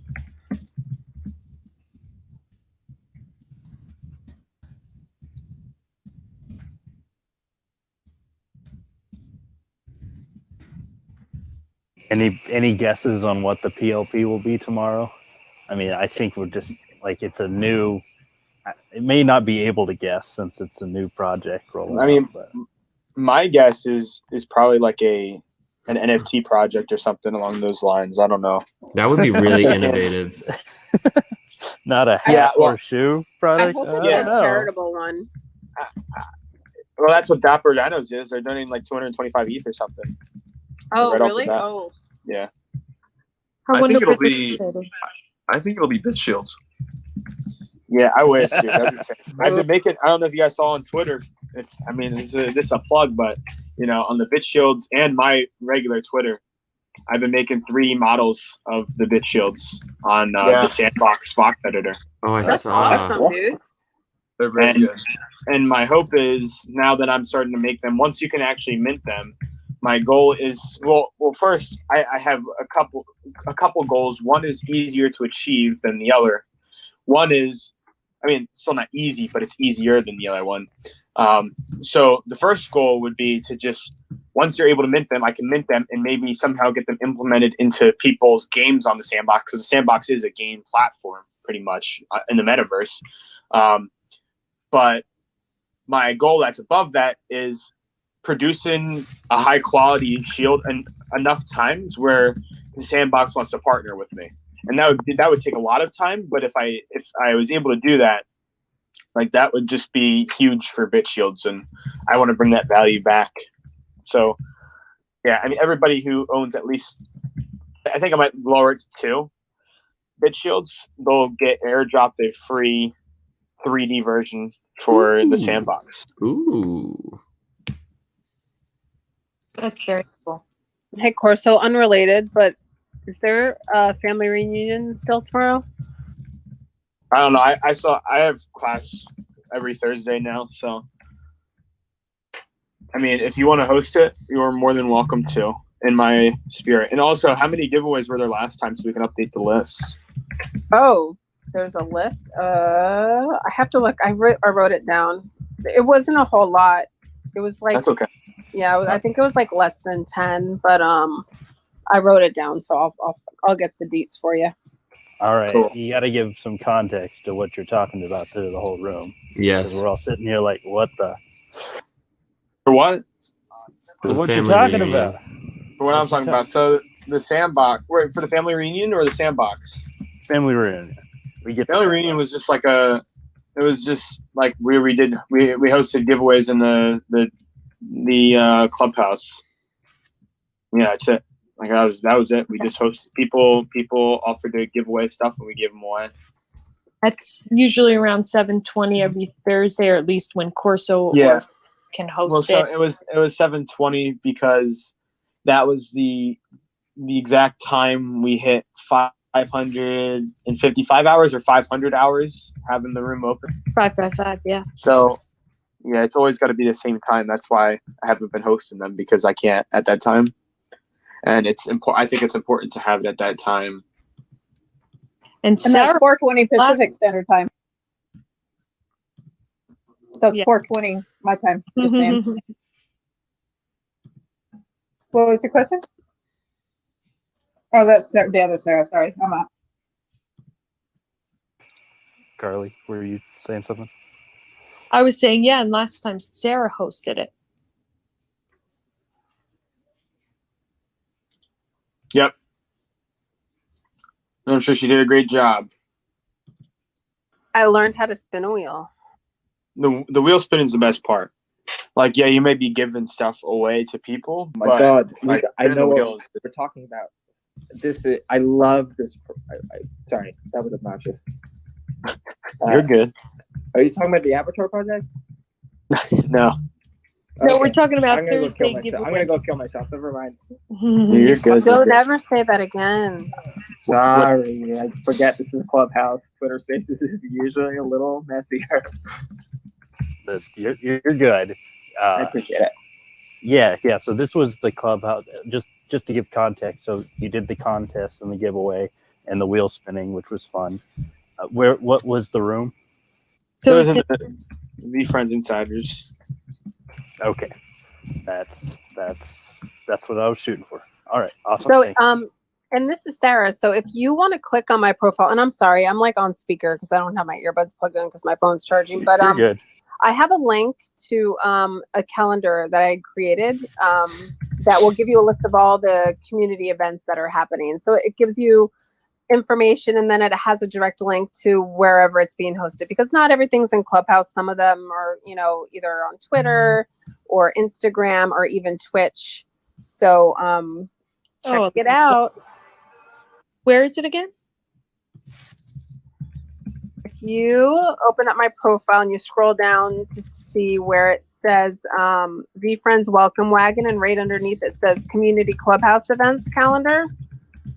Unfortunately, you can't click the links here, which kind of sucks, but you can copy and paste it into a browser, and then it'll give you the listing of all the events. Thank you. It is my pleasure. Can I take a moment to close out the room? We actually have a following program in the Super Stream Wednesday, which we do. We're having the first meeting for organizing, establishing this VFAM DAO to make a bid at the Christie's auction house. And so I want to respect everybody's time who was anticipating a 10 to 10:30 start on that. So if anyone wants to participate in that conversation, it's happening in my Discord on a voice chat. It will be also streamed through Twitch. So if you want to just listen in, you can come to twitch.tv/VeeFriends. If you'd like your voice heard, which everyone's is welcome, you can join the Discord, and I can send you that invite if you're not already in there. Let me also take the moment to, again, thank everybody for their contribution, for their attention, for their good vibes, and for being here. I really, I mean it when I say having you all as a community of support and just also the energetic audience here. It does an indescribable thing to my energy and provides me a lot of momentum for creating the content that I create. So I appreciate your appreciation of me, and I appreciate you back. Jeremy, thank you for being a wealth of knowledge and an amazing source for us. Yeah, it was great today. 100%. Thanks, Jeremy. Thank you. It was a good week. It was a really good week. And how do we find you in the Discord? I want to be a VeeFriend in the Discord. The voice channel will be in my server. I can just send it to people now, or you can you can DM me on any. Why don't we say you DM me on whatever platform. I'll check my DMs as we're going through. If somebody was that Signy that wanted it, I can send you. It is, yes. A back channel really quick. If somebody else wants it, just let me know. In your profile as well, right? Yeah, exactly. If you go to the link in the bio of Instagram or Twitter, the Discord link is there, and at the top there's a category for VFAM DAO, and there's a Christie's channel, text and audio channel. So the meeting will happen in the audio channel. Okay. Will that be the community lounge? No, the community lounge is the general chat. It's at the top. It's has a diamond. Christie's is the text chat, and just below it is a voice chat. Oh yeah, I see it now. Okay. Thank you. Yeah. Does anybody else want me to send them the link before I dip out? And also go to for Twitch, just search VeeFriends. Yeah, that's simple. I never tell people that, Jacob, but you're right. You can just search VeeFriends on Twitch. It should be said that this is not an official affiliated VeeFriends platform. The VeeFriends company knows that they can have the tag whenever they like, but until which point they can provide staff to create content here. They condone me using it, but want it to be clear that they are not affiliated with the content. Yeah, so twitch.tv/VeeFriends or search VeeFriends. And I'll see everybody tomorrow. Have a good one. Yeah. Thanks, Great. Jeremy. Take Have a care. great night, everybody. Good See night. ya. Jeremy. Thank you. Wow, wow, wee wow. That was fun. I'm going to share my screen so that folks can be seen.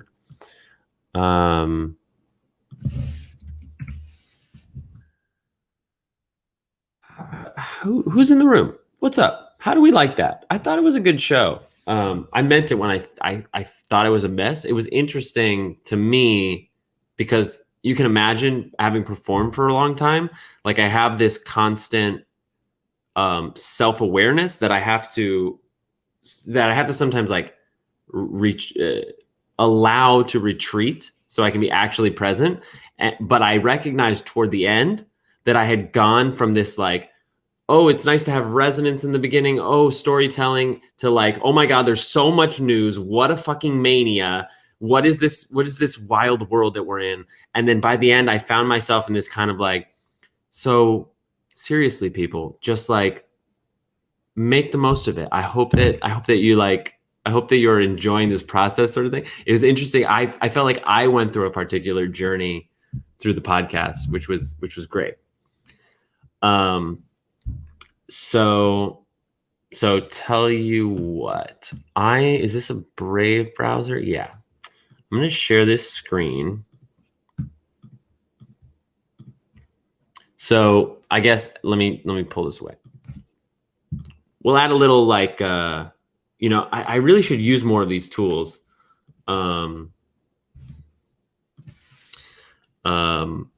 Discussing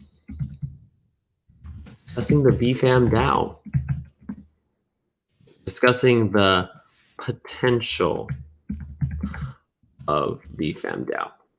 I can actually put this up. Like I should have that on the screen. It's like weekly VCap. So this is what I'm going to do. I'm going to add a little scene break. Welcome to the next segment.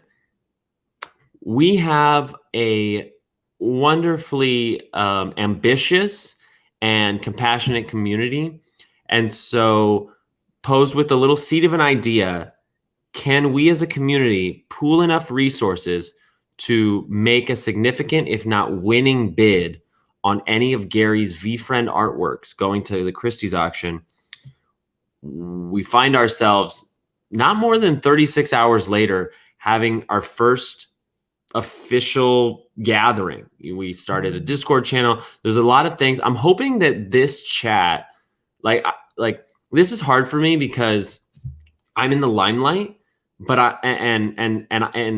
was the one that put it out on Twitter and it's organized in my Discord, but like, I don't make the decisions. Like, I'm happy to be like the minstrel and the messenger and, a shared leader, but I don't make the decision. So like, this is going to be a conversation that I have no idea where it's going to go. I'm going to really do my best to kind of like, not bite my tongue, but just be really patient and allow the DAO to form itself, because I can project, oh, they can't hear me. Oh, people are there. Thank you. Hey, everyone. Can you hear me? Wow. You guys jumped in here so fast. Yeah, I thought we were buying We totally are. I was just like giving a little scene break intro to the Twitch to sort of bring context to this. And some chat was like, they can't hear you. I'm so excited to see everybody. And actually, I think it's important that if I may, that I say what I was saying to Twitch, which is this is going to be difficult for me not to hog the mic, as it were. Like I see a lot of potential in this. I have a lot of ideas that I personally think are good ideas. And like, I want to, for myself, just really practice patience and allow like the mutual coming together of these 15 minds to create something right, not create something that I want, although I also certainly would like to see things go my way in a sense. So like, I think all of us face that challenge, but I'm just sharing that I feel a particular burden because I'm in the limelight. I'm a little bit of a leader in the space. We're in my Discord. You know, there's a lot to be worked out. And I'm hoping that this time, whatever it may be, you know, it may go long, you know, please, there's no commitment to stay longer than is right for you. But I'm hoping this can be more of a workshop than just a talk. Like Nathan suggested we should make a Twitter. Like, let's make a Twitter. You know, I said we should make a spreadsheet to start tracking potential contributions. We could do that during this time. Like, we could start to actually do things as we're talking about them instead of pontificate. But I sort of want to, I don't know what the word is, but just, you know, be of service to the group as opposed to taking my alpha Aries energy and suggesting where we might start. So it was important for me to just share that as I recognize, I guess, just my own propensity to speak. I like the Aries energy though. That was good. That cracked me up. Yeah. And also, yeah. So I'm gonna actually mute for a second. I'm just gonna let the conversation happen. I'm actually gonna use the bathroom and I'll be right back. But please feel free to start without me. Sweet. How's everyone doing? Is there anyone in here who is not just in the clubhouse? So everyone's in clubhouse. Sweet. I was in clubhouse. You said you were? Yeah. Nice. Yeah, it's always nice to have. So I just wanted to ask if anybody had any opposition to me making a Twitter page, which I would have to make an email for, and then we can decide who runs that if not me, which I'm fine with doing. Yeah, I'm pretty hesitant to start. I mean, this is my own thing. I'm pretty hesitant to start social pages, just because it's like a first handshake. I think like snagging usernames, I think is probably a great idea. But that's just me, you know. I also like have been a social media manager, and so it's like this is also my nightmare, Nathan. So you could, if the team's for it, I'm for it too, you know. I definitely hear what you're saying. You gotta like have a message and have a tagline already to like maintain socials. I definitely understand. Right. And if you're bullish on that, then I'm bullish on you, baby. Well, yeah, maybe I'll think about that a little bit, but I definitely think like reserving a username would be cool. That'd be awesome. Yep, I think that's definitely on the table. I was curious, does anyone know any other VeeFriend based DAOs? Because I was in a Twitter space and somebody had mentioned, you know, another group, and I was just curious about that. If anyone knew anything. I don't know a lot. I know that there is somebody who was a part of that in our chat who is not in the chat right now. I'm going to see if I can get him. Cool. I don't know of any other group, but I wanted to chime in about the Twitter space. Whether it's Twitter space or wherever, I think because the timeline is so incredibly short on this, that if our goal is to onboard people and give people the opportunity to join us, whatever is the easiest way to set something up to direct people towards. Telling them how to get to this Discord, if that's an easy thing, if it's even a website, but it's something short and easy that we can share with people, I think would be very helpful. I kind of feel that the Let's Be Friends and VeeFriends Insiders, like an at or an everyone, that would be a nice alert on those sites. Yeah, I think that's a great point, Nettie. I do think clarifying like goals and objectives as a group comes before building social presence, like building a social profile. However crucial those social profiles might be, but it is totally like very valid. It's incredibly valid. I think, in I guess my idea of whatever like a Twitter being made would be more so for updates, like easy to follow updates. And I know there's like the Discord, but for me personally, I have like 10,000 different Discord notifications a day, so I don't check any of them. So if I could like turn on the Twitter notifications, that would be much easier. So it'd be less of like trying to get it out there than it would be for like an internal communication almost. Right. Yeah, no, that's a good point. Great point. Has anyone else in here been in a DAO before, or tried to start a DAO? Out of curiosity, this is like a meet and greet. I feel like this is like the icebreakers almost. That's a negatory for me. Cool, Kyle. Appreciate that.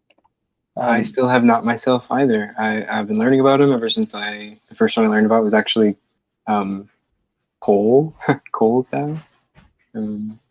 So cool. I haven't been a part of one, but I have been like kind of speculating and looking at what I'm seeing other ones do, and like really have been a fan of the idea. Like I was just joking with 10 other Nathans on Twitter because there's so many Nathans and NFTs. I've thought about that with Charlie too, because Charlie Coulier, I think is how you pronounce his last name, is big in the VeeFriends space. People will tag me thinking, and I'm like, you got to start a Charlie NFT club. Cool, yeah. I was just curious about everyone's relationship with DAOs, just because it's, different. I think I just wanted to say about DAOs is that it's the beginning of something very new, and so at the very least, everyone joining this voice call is crucial in that we're a part of the first group of people, forming this kind of civilian-based DAOs. Just hyped on it. Let's get hype. So I see kind of two big topics or big challenges in this project. The biggest one to me, I think it seems like a lot of us, is just I have no experience with DAOs. So how to incorporate that, the coding, everything that goes into it. And then the other one being the Christie's auction itself. I know nothing about DAOs. I can't be helpful for that. I don't have any past experience with Christie's, but I have looked into it a little bit just from today. And unless there's other topics, I can talk about that if now's a good time, or I can talk about it later.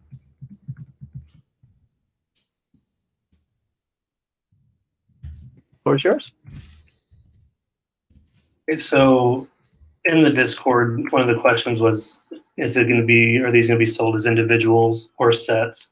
And I think we know now they will be individual. Yeah. It's going to be individuals, exactly. And we have the links. The other question is, what's the estimate on how much it'll sell for? Nobody can really guess. Christie's is going to attempt to guess for us, or at least they're saying they will. I contacted somebody at Christie's, and just in a few hours when Hong Kong opens up, I'm going to call someone else over there.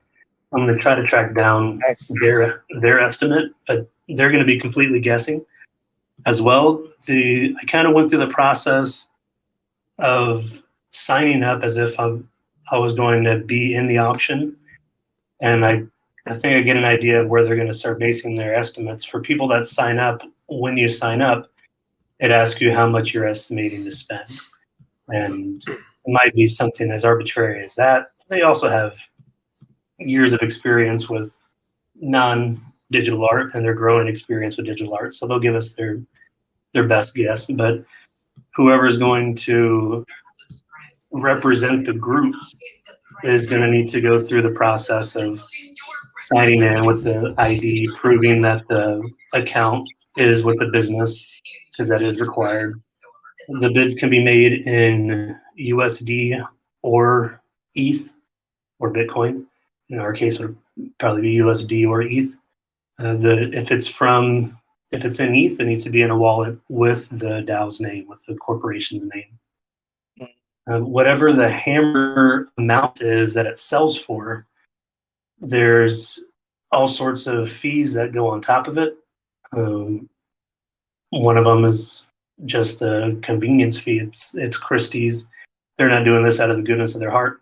So if anything sells under $600,000, it seems like it's $25, 25% fee towards them. So my understanding is if we bought something for 100,000, it's going to be, our final ticket price will be minimum 100,000 plus that 250,000.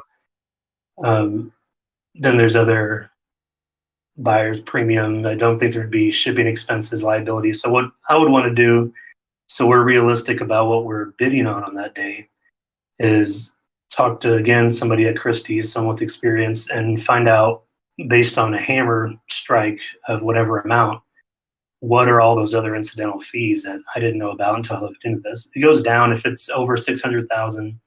It's 20%. If it's like up to 6 million, if it goes over 6 million, then they only take 14.5%.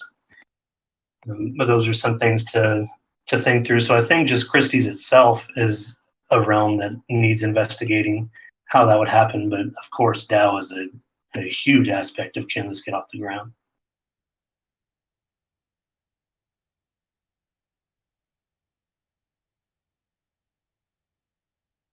Agreed 100%. I just wanted to speak up and say, hopefully you guys can hear me right now. I had to disconnect my headphones and microphone to plug my phone in, which my phone is just in bad shape. So I'm listening, I'm here, and I might be typing stuff in the chat if my phone is not working so well. Cool. You got it, Nathan. I mean, I appreciate the research done into what the actual process of purchasing a piece from Christie's would look like, because I certainly didn't do that, and so that's certainly clarifying. I didn't know about that 25% fig. Yeah, I mean that's. Based on like Faustus, based on like what you looked into, did you kind of ballpark any potential number, like what when you thought about price and what that would actually look like? Did your gut instinct like tell you anything? For gut instinct, I'm gonna barely guess maybe in the 500,000. Like if we're going really strong on it, these other ones, like there's a Andy Warhol, which sidebar, if anyone's dogging on Gary about his drawings, look at his lots in Christie's are 92 through 96. Click one more over to 97. Andy Warhol is selling a very wobbly sketched outline of a dollar sign.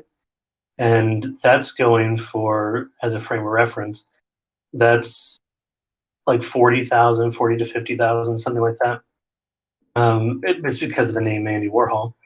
Eventually down the road for value, I've put my money on Gary, but I'm going super high for us to. I think that's super high to prepare for, based on, you can scroll around. Most of them do have estimates for the artwork, but and I know so little about artwork. It's total guess, but that's kind of my gut. Like if we were prepared to offer 300 to 5,000, I think we, out of 5, we got a pretty rad chance. But nobody knows, and anybody who tells us that they know, they don't. Hey folks, I missed the thing about the 25% VIG. Can someone educate me on that? Oh, I don't know what a VIG is. Just all the incidental fees that are going to come along with what whatever the hammer drops on. I think what I'm speaking about just now, and traditionally that's their cut of it. In this case, the auction house's cut of it. But I did see there's all sorts of reminders and warnings about other fees that we might be responsible for. So when I do speak with someone, I want to get their estimate. First, I'm going to press them the same way. Like we're all wondering, well, what do you think it might go for? Sure. And they said that they usually update in their system. They usually have a number, and then, but the lady I spoke with in Los Angeles didn't have one. She's going to talk to central office. But in addition to whatever they tell us, I'm going to get some examples of, let's say the hammer falls on 100,000. what would be our out the door price. If it falls on 10,000, what's our out the door price? If it's 50, because I don't know if it's a simple percentage, but I want to get to the bottom of that so we know what we're bidding on. Great. And I presume whatever those, I presume whatever those fees are, they're on top of the bid price. That's what it seems like. Yeah. The other thing that I saw that I'm interested in, I think we all would be. So there's two ways to bid. One of them, you can do an absentee bid where you just type in right now, what do you want to bid? And they take it down. I didn't go obviously too far into that route because they have my photos and ID and everything right now. But I did sign up to attend, so you can attend virtually. And there wasn't any screener. They said that you could get booted based on your financials. They never asked for any financials. I don't know if I don't know what they do on their side, but we might all be able to just attend and listen and be there, as it's going on, which would be super exciting. And when is that happening? Well, that would be, we could bid starting from, I think they're taking bids now, absentee bids, but on the day of is October 1st. Whenever you're in the auction, like we would be able to watch the whole live auction. Some dates that I think are cool, and I would really definitely encourage Jeremy. I know he's in New York, and if anyone was close by, if I was any closer than Chicago, I would definitely be there and do this. If things are coming together, the Dow is solidifying, I'd really encourage. They have a viewing for the auction where you can see the stuff, and just to get the feeling of being around these stuffy rich people, walking in there and knowing, yeah, you have the strength behind you. You are the VFam Dow or whatever we're going to be. You can look them right eye to eye and say, would you please show me the thing that I'm planning to go home with? Mm-hmm. And see these paintings in person. If nothing else happens, that's awesome. You get to see them in person, but you're doing it on a legitimate way because we're aiming to get one. For sure. That makes me wonder about some like maybe less practical things in the moment, but are actionable. Like, should we get vfam.io or vfam.dao? Should we just like reserve that? Like, how do we feel about doing this that way? Or should we just maybe not like do that right this minute, but should we make a list of things? Like, someone actually about a month ago sent me the ENS for vfam.eth, and I was thinking, well, perfect, I'll just give it to the DAO, so just throwing out there, that had crossed my mind today, like reserving a domain. Maybe we're not there yet. Well, Jeremy, I think you should keep that other domain for your future because it could be worth something someday. So I kind of think that's generous of you, but you've kind of earned it. Someone sent that to you probably because of your contributions, and it's very thoughtful. But I think the DAO, you know what I mean? Yeah, I appreciate that. Yeah. So one thought there. And then there's practical things. Where's the safe, like the closest safe deposit box location? Or, there's a lot to think about. And I know I'm jumping ahead, but, if we did win something, there's the boring part too. We have to pick it up and then secure it. And then, did you say you had someone about the LLC, or there's someone in the community? Yes. Yes. This is a good opportunity to just sort of like share what we think we know. Because if we were going after a digital asset, this would be easier. But because it's a physical asset, there isn't currently a legal structure in place to allow for a DAO to own an LLC or vice versa. Someone did say that Wyoming may have a new law that an LLC can be tied to a DAO, and I think that requires more research.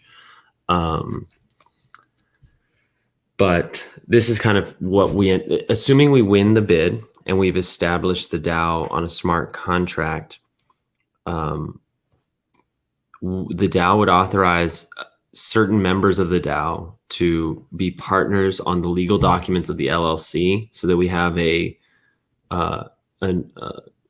limited liability company that owns a safety deposit box where the artwork is kept, until which point we as a collective decide we want to petition them to display at MoMA, or we want to utilize them in, we want to maybe do a gallery viewing of some kind.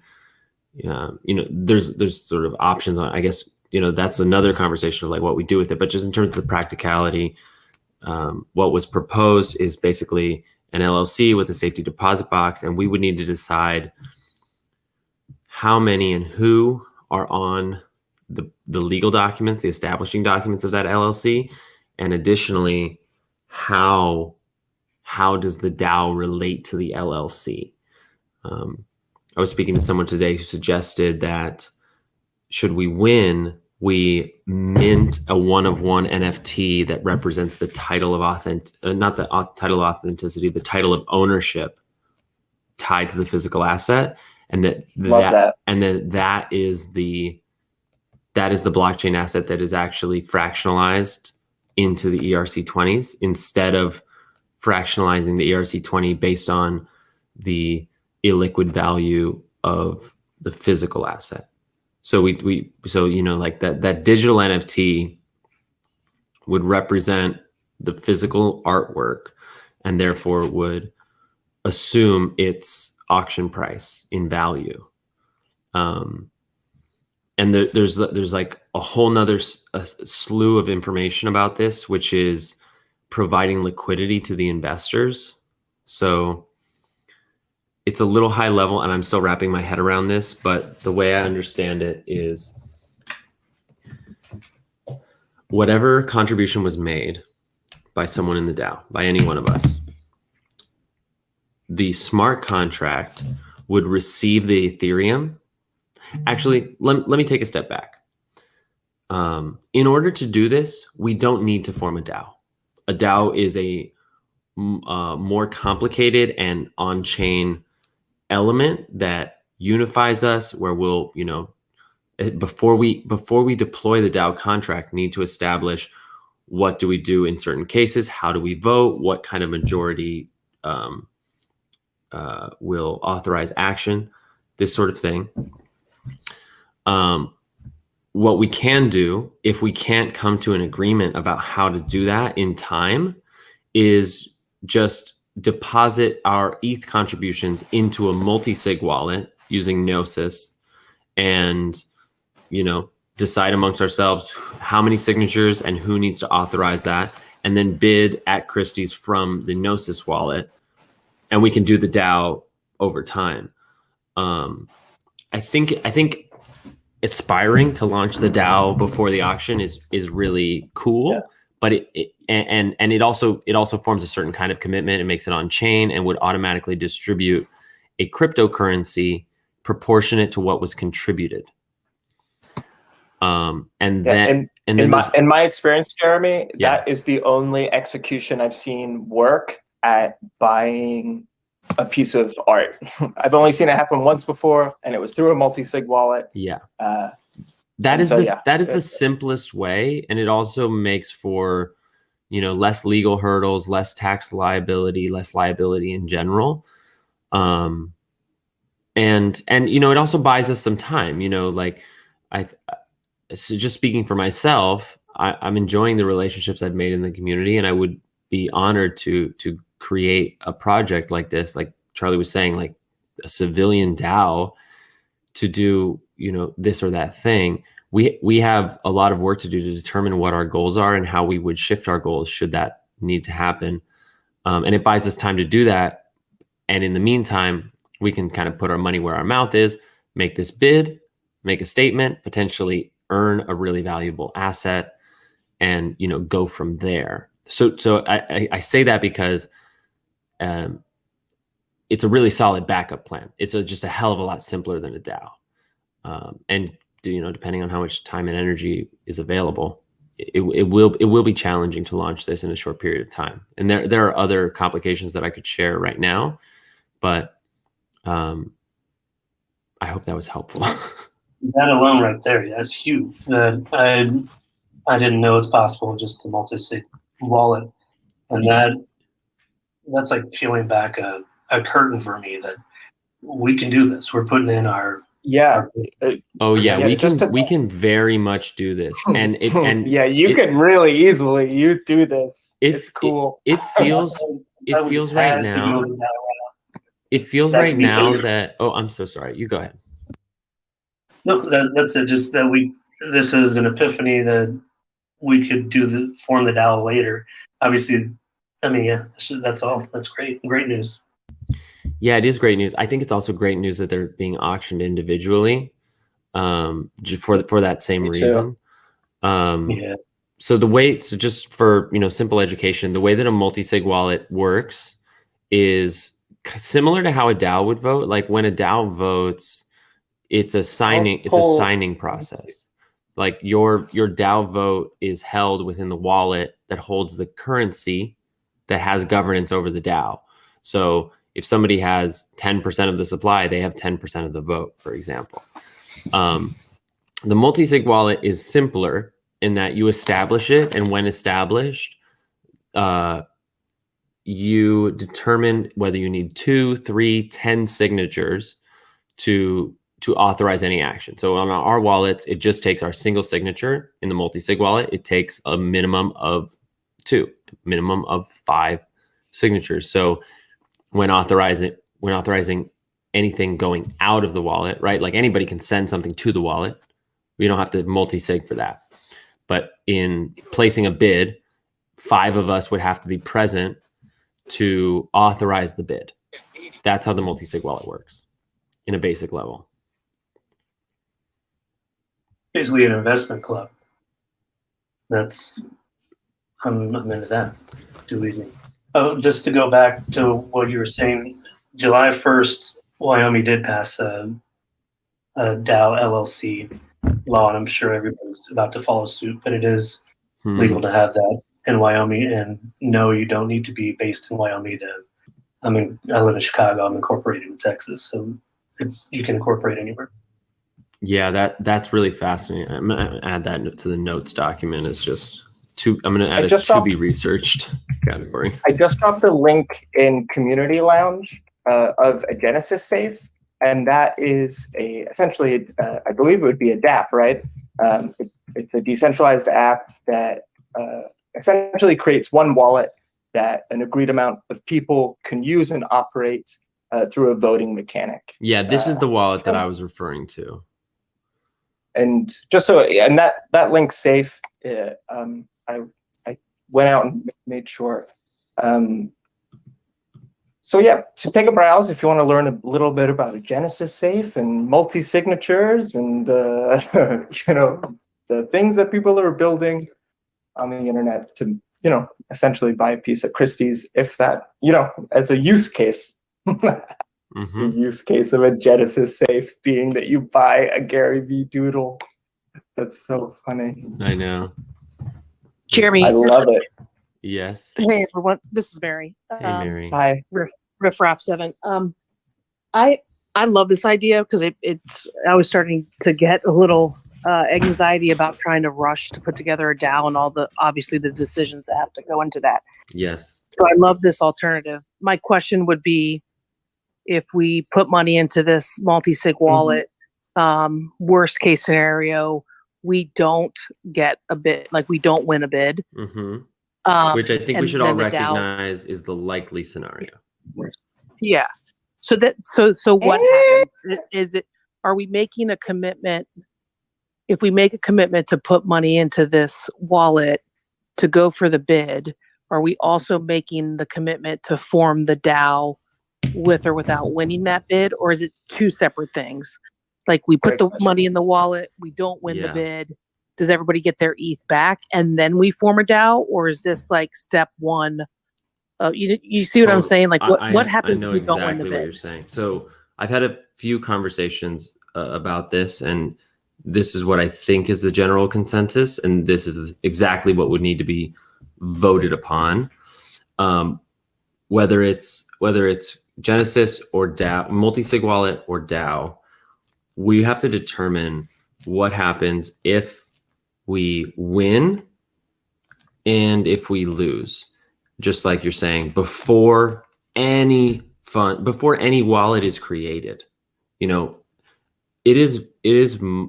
I'm willing to make the commitment in teaming with anybody else here to create the written audio and video content to communicate exactly what it is we want to do for this before a wallet is created, so people are educated about what they're getting into. I think that is really so important. 100%, bro. Yeah. People need that. People are going to need that information regardless. Exactly. So the prevailing proposal that I'm a big fan of, and that I've seen others suggest, is that if we lose the bid, that we go to Gary and we make a bid on a spectacular go, and we look to possibly take the all-time high sale. The all-time high sale was 105 ETH, which between a large group of people, I think is pretty realistic at this point, considering some conversations I've had. So whether we bid 100 or more or less, the spectacular go, any of them, is the most valuable asset in the collection. It would be easy to execute because it's on chain. And I think after having made a failed bid at Christie's and having that kind of like public moment, that Gary would feel very good about accepting that bid. And, obviously the DAO could write a thoughtful letter to Gary. We email it to him, DM it to him. Gary's watching us. I don't know if Gary's caught wind of this just yet, but I wouldn't be surprised. So that I think is the prevailing thing. And then the alternative, would be that people get their ETH back minus gas. Yeah, I love all of the above. Yeah, me too. But we would be talking about, in theory, then trying to raise 100 ETH. I think that is the minimum goal. Well, actually, for me, the minimum goal was. I like it. The minimum goal originally for me was 6 figures, which is closer to 30, 35 ETH. But I mean, just look at the room. We've got 19 people in the room. I'm not assuming everyone can contribute an ETH, but I've spoken to at least 4 people who are willing to contribute 3 to 5 ETH. I originally thought I would personally contribute like $1,000. Now I'm thinking a little more. Like it's definitely within reach, is what I'm saying. And it's a good goal. It's a good, nice round goal to have. Because once we organize what we want and how we want to go about it, we'll be able to decide that we want to reach out. If we could lend against the current value of our VeeFriends, we probably each could do this. Oh wow! But that's obviously not available right now in the current market, but it's something to think about in terms of like, how this is playing out in real time. But we're just like, wait a second, I have an asset that's worth what we're saying is, So it's just an interesting marker as we form this DAO. I'm just throwing that out there. Wow. Hey, Jeremy, I just wanted to ask. I think I just joined the Discord yesterday, so I'm probably the newest or one of the newest here to this idea. I'm very interested in it. I think the piece I missed, or I'm still not following, is whether we get the one from the Christie's auction or we buy another spectacular goo or whatever. I'm not sure I know what happens then, or what do we do with it now that we collectively own it. Yeah. Mm-hmm. Then what? Mm-hmm. Mhm. So, That would be the DAO part. Well, but we could, yeah, that would be the DAO part. It would require a DAO. Well, we could do it with or without a DAO, to be honest. It's true. Go with the better. And the play. What do you watch? I'm sorry, what? Oh, Yeah, see? did someone? Oh, so the option on the table, and there may be other options, is to fractionalize the value of the asset, distribute those fractions proportionally to the amount contributed for the bid, and provide a liquidity pool in the form of those fractions to be bought and sold against ETH. So if you wanted to exit your position, you could trade out this fractional asset for Ethereum. And that process is even more complicated than it sounds, but with, you know, with the proper parameters, it can work. So yeah, go ahead. I did not mean to cut you off, Jeremy, because I'm thinking, like, if we win the bid, right? So the DAO has to be created regardless in order to fractionalize and allow people to leave, right? Yeah. If we wanted to. So if we win the bid using just the multi-sig wallet, right? We still at that point would need to create the DAO in order to have liquidity and allow people to kind of exit, right? Am I understanding that correctly? A little yes, a little no. So with a physical asset, it's best with a DAO. The reason is because the DAO automates the distribution of the currency. Yeah.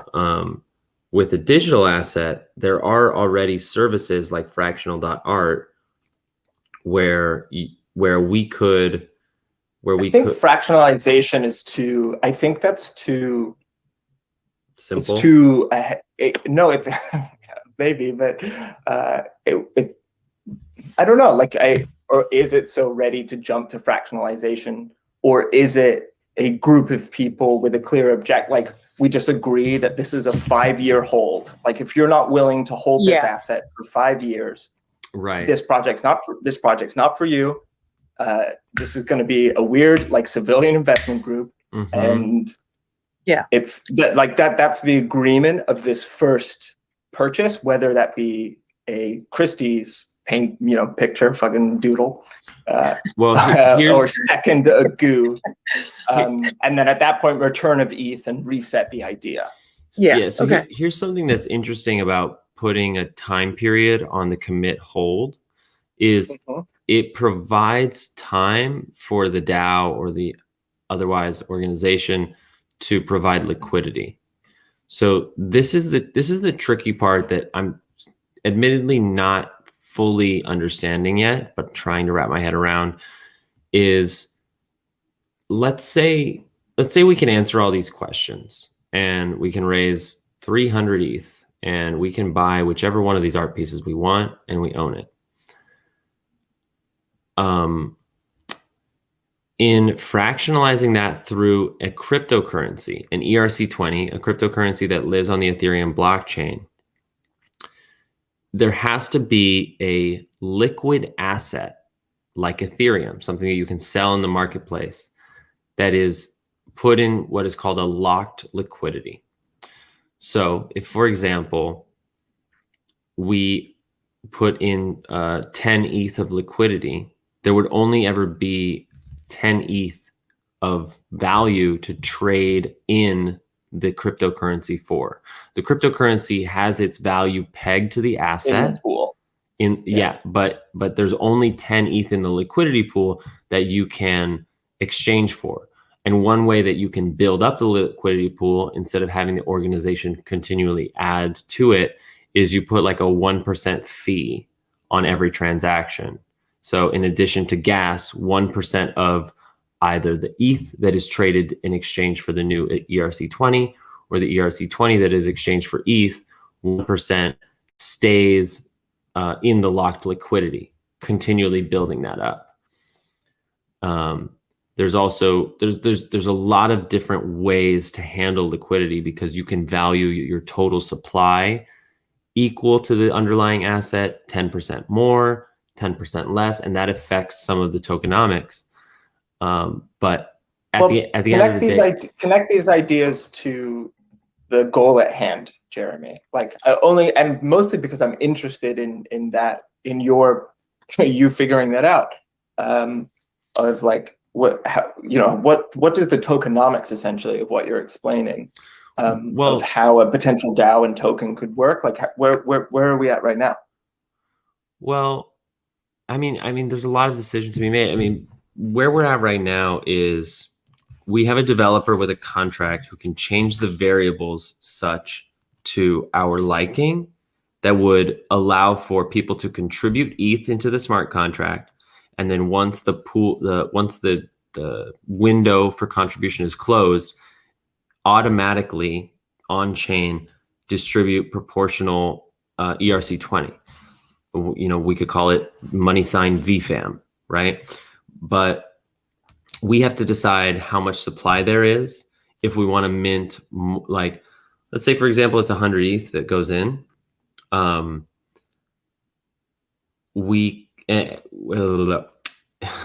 100 ETH that goes in. We can either, like, we could take 10% off the top and allow that to be liquidity.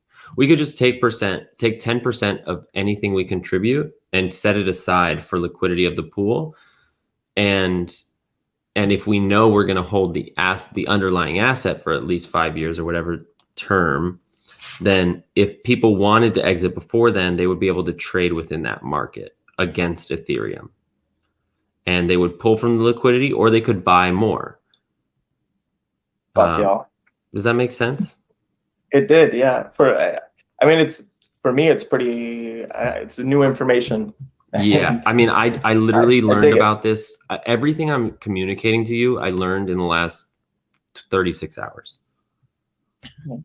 Dude, you're an absolute sponge then, because you really got your stuff together. Well, I'm glad it seems that way. I mean, I kid. I have questions about that contract health, the contract that would be implemented. It's incredibly important that contract be audited. You should expect Gary Vee to take a look at it. You know what I mean? Because you're essentially talking about building a currency behind VeeFriends, and that is that is not something to be, you know what I mean? That's quite a big deal, actually, and should not be taken lightly.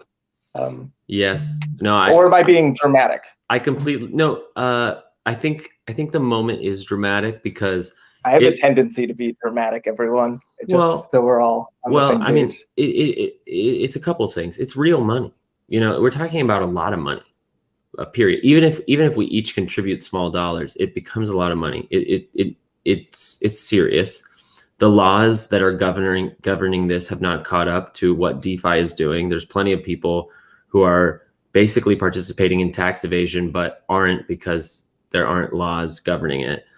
Now the law is trying to catch up. But point being, to your question of, I'm losing my thought. Contract health?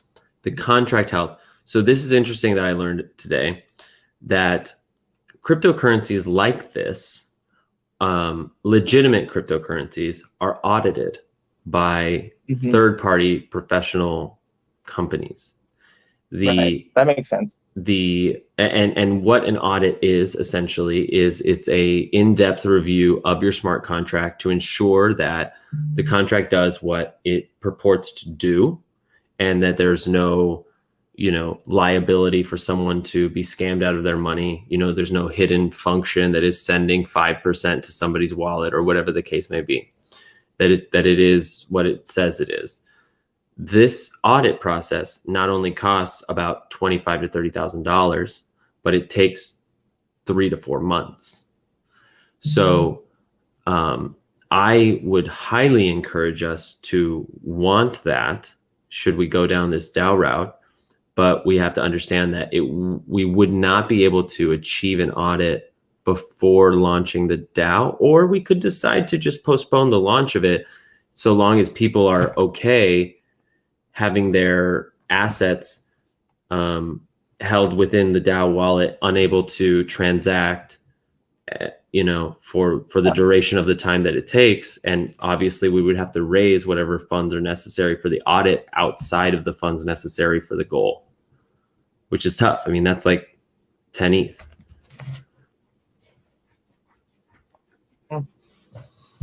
So I for one am totally okay with waiting until everything's done. Waiting to do it right. Yeah. Yeah, me we have too. to. Yes. Yeah, I'm totally for that. And once I'm in, I'm totally for remaining in for whatever duration. Just to, like if there's like a commitment for maybe like I think someone mentioned for 5 years or something like that, then that's totally cool. If we can't get what we go for, I'm totally down for going for something else for the DAO. Yes, Or I future love DAO. this. Yes, Erica. So like I just wanted to kind of chime in because I've been listening for a long time. I haven't said much, but I just wanted to say that I am down for whatever. Let's go. I think that's something to think about, is because that's exactly what we need. We need people, at least, are we committing to 5 years of you put something in, you're not getting it back for 5 years, and then trusting that the group as a whole will steer in a direction. Yeah. I think one of the catch-22s is that we need to probably pretty soon start thinking, if it's something that people are going to invest in, we're talking about votes, so that's come up quite a few times. Mm-hmm. Well, at what point who is the group that's voting to create the information that people will choose to join in on? There needs to be at some point a cap and a committee formed, because people will never get to a point where people will know what they're onboarding into or not. Now, a few of us might be, if you're in this room this early, and not to put more pressure on Jeremy, but there's a certain amount of trust already that if we pick a minimum requirement, a minimum amount of investment, that I'm with Eric. I think you said it perfectly, that I don't know what's going to happen afterwards. My goal, whatever money I could put forward, my goal would be to get the physical piece from Christie's for all of us. If not, don't give it back. Let's keep moving forward. And I'm in for minimum 5 years. I plan on long-term past that. But I think we should decide on a minimum buy-in and for the current group. Oh, that's interesting. Sorry, no, Faustus, I cut you off. Can you say that again? No, I think we should think of a minimum buy-in for the core group. And it sounds, to me, the first idea would be who can commit to what X amount of money to try to buy the artwork from Christie's. But if not, they're okay with it being held.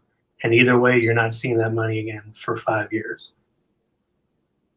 I think it would be. Go for it. Sorry. No, go for it. This may already exist, but I think it would be helpful if somewhere we had a document and we could start to track some of the basic principles that it seems like everybody is kind of in agreement in, and that may be we're doing this for the purpose to try to obtain one of these items at Christie's. If we don't, we're going to pursue one of these Gary originally owned. We're looking at a minimum of this amount. We're looking for a hold of 5 years. It sounds like we've got some key building blocks here. If we could kind of, as we build on those, start documenting those. And I don't know where that is. All of this, I didn't have a Discord prior to VeeFriends. All of this stuff's new to me, but I think that would be helpful, at least for me. You're crushing it. I agree. Yeah, this is Grant. I've just been listening too.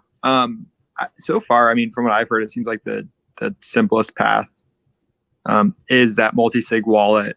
It is some kind of minimum commitment, without adding, necessarily liquidity now, because I think when you get to like liquidity pools, then you basically have to like double or triple how much, initial investment you have.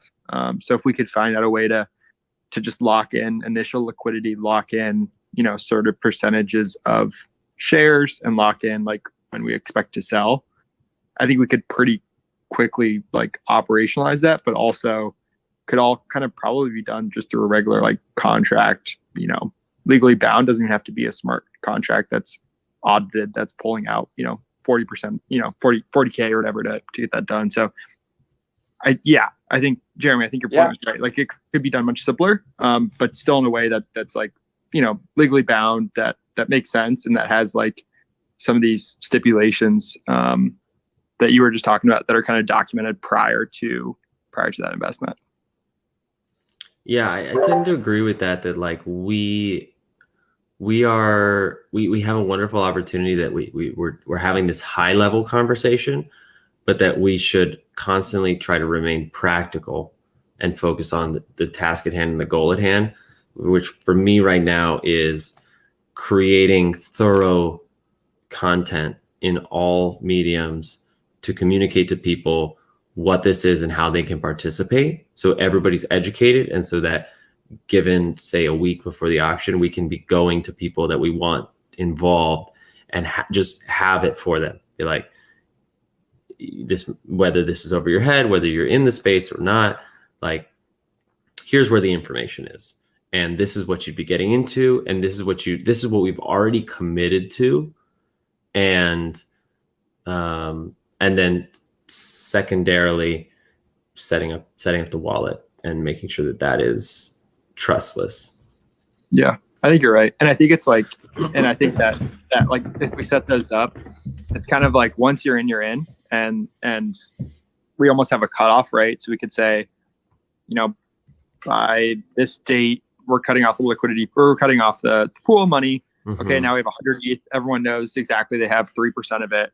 They know that these 7 people are the one making decisions about when we buy and sell. They know that we're going to hold stuff for at least a period of 2 years.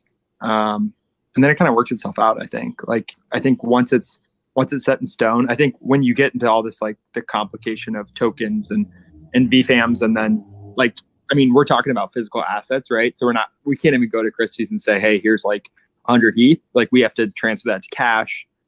And then that cash, we can actually we can do that. We can bid. Oh, sorry. That's the best part. Oh, we great. can. It's really helpful because it would be a taxable event, and sending it back, like that would be really complication. That's what I think I was most worried about. Okay, I would.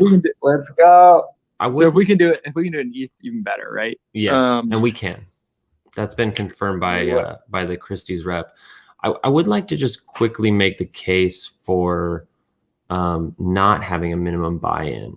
Like I think what you underlined there is great, and I think many people would be comfortable contributing their money to a pool to buy something that they would never be able to afford, and give the governing power to a select body. It's sort of like how Faustus was talking about. I don't personally feel that whatever committee, whatever task force is involved in sort of executing some of these items needs to be the people who have governing stake in the investment. Like I can tell you right now, I will not have a significant proportion of the investment, but I would be happy and honored to be selected to participate in like the operations of it. Like that sounds fun to me. So my case for not having a minimum buy-in, I mean, I think I totally agree. I don't think you need a minimum buy-in. I think what I was trying to say is you need like a date of kind of a cutoff of like when we're done contributing to it, like when the pool of funds is it's like max, if that makes sense. So yes. So then if you give $1,000 and it's 100 ETH, you have 1,000 of the 100 ETH, or you have X percent. Mm-hmm. And then we kind of snapshot that. And so when we sell it and you have 1% of it, you have 1% of the 20 million that it sold for later on, right? Right. And just while you mention that, I would love to find a way to be able to make this profitable for everyone without having to sell the asset for like 50 years. Like, yeah, this is a fine art piece, and I don't expect that 5 years will be a long enough hold to really, I mean, it might accrue and there might be a buyer, but I wonder what either staking or other options, like whether it's liquidity over time or something else. I'm not sure that selling the asset is our best option. I would be very quick to move pieces I've collected these last 6 months to a collective DAO as a form, like that. I'm quite interested in this facet of DAOs, of like a treasury of some sort. Yeah, the vault I like that too. concept. And so like I have some beautiful things that I they're my bag, so like it's definitely me pumping them for sure. But by sending them to the DAO, I would 100% be giving up my ownership of them. Like they wouldn't be mine anymore.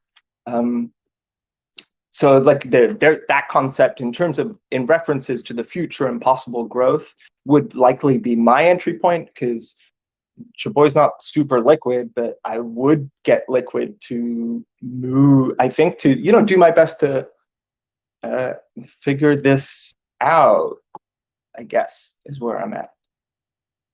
Ooh. And I think that's what the 5-year commitment, we're just using that number, but that 5-year commitment of nothing gets done or moved, there's a incubation stage of us figuring this out. Because I'm in 100%. In reference to that first piece, I think, right? Like that's kind of. And also just our formation going forward and how we do generate, if we are generating profitability for the members, and it's just there's so much to figure out. But yeah, primarily it'll be for that first piece.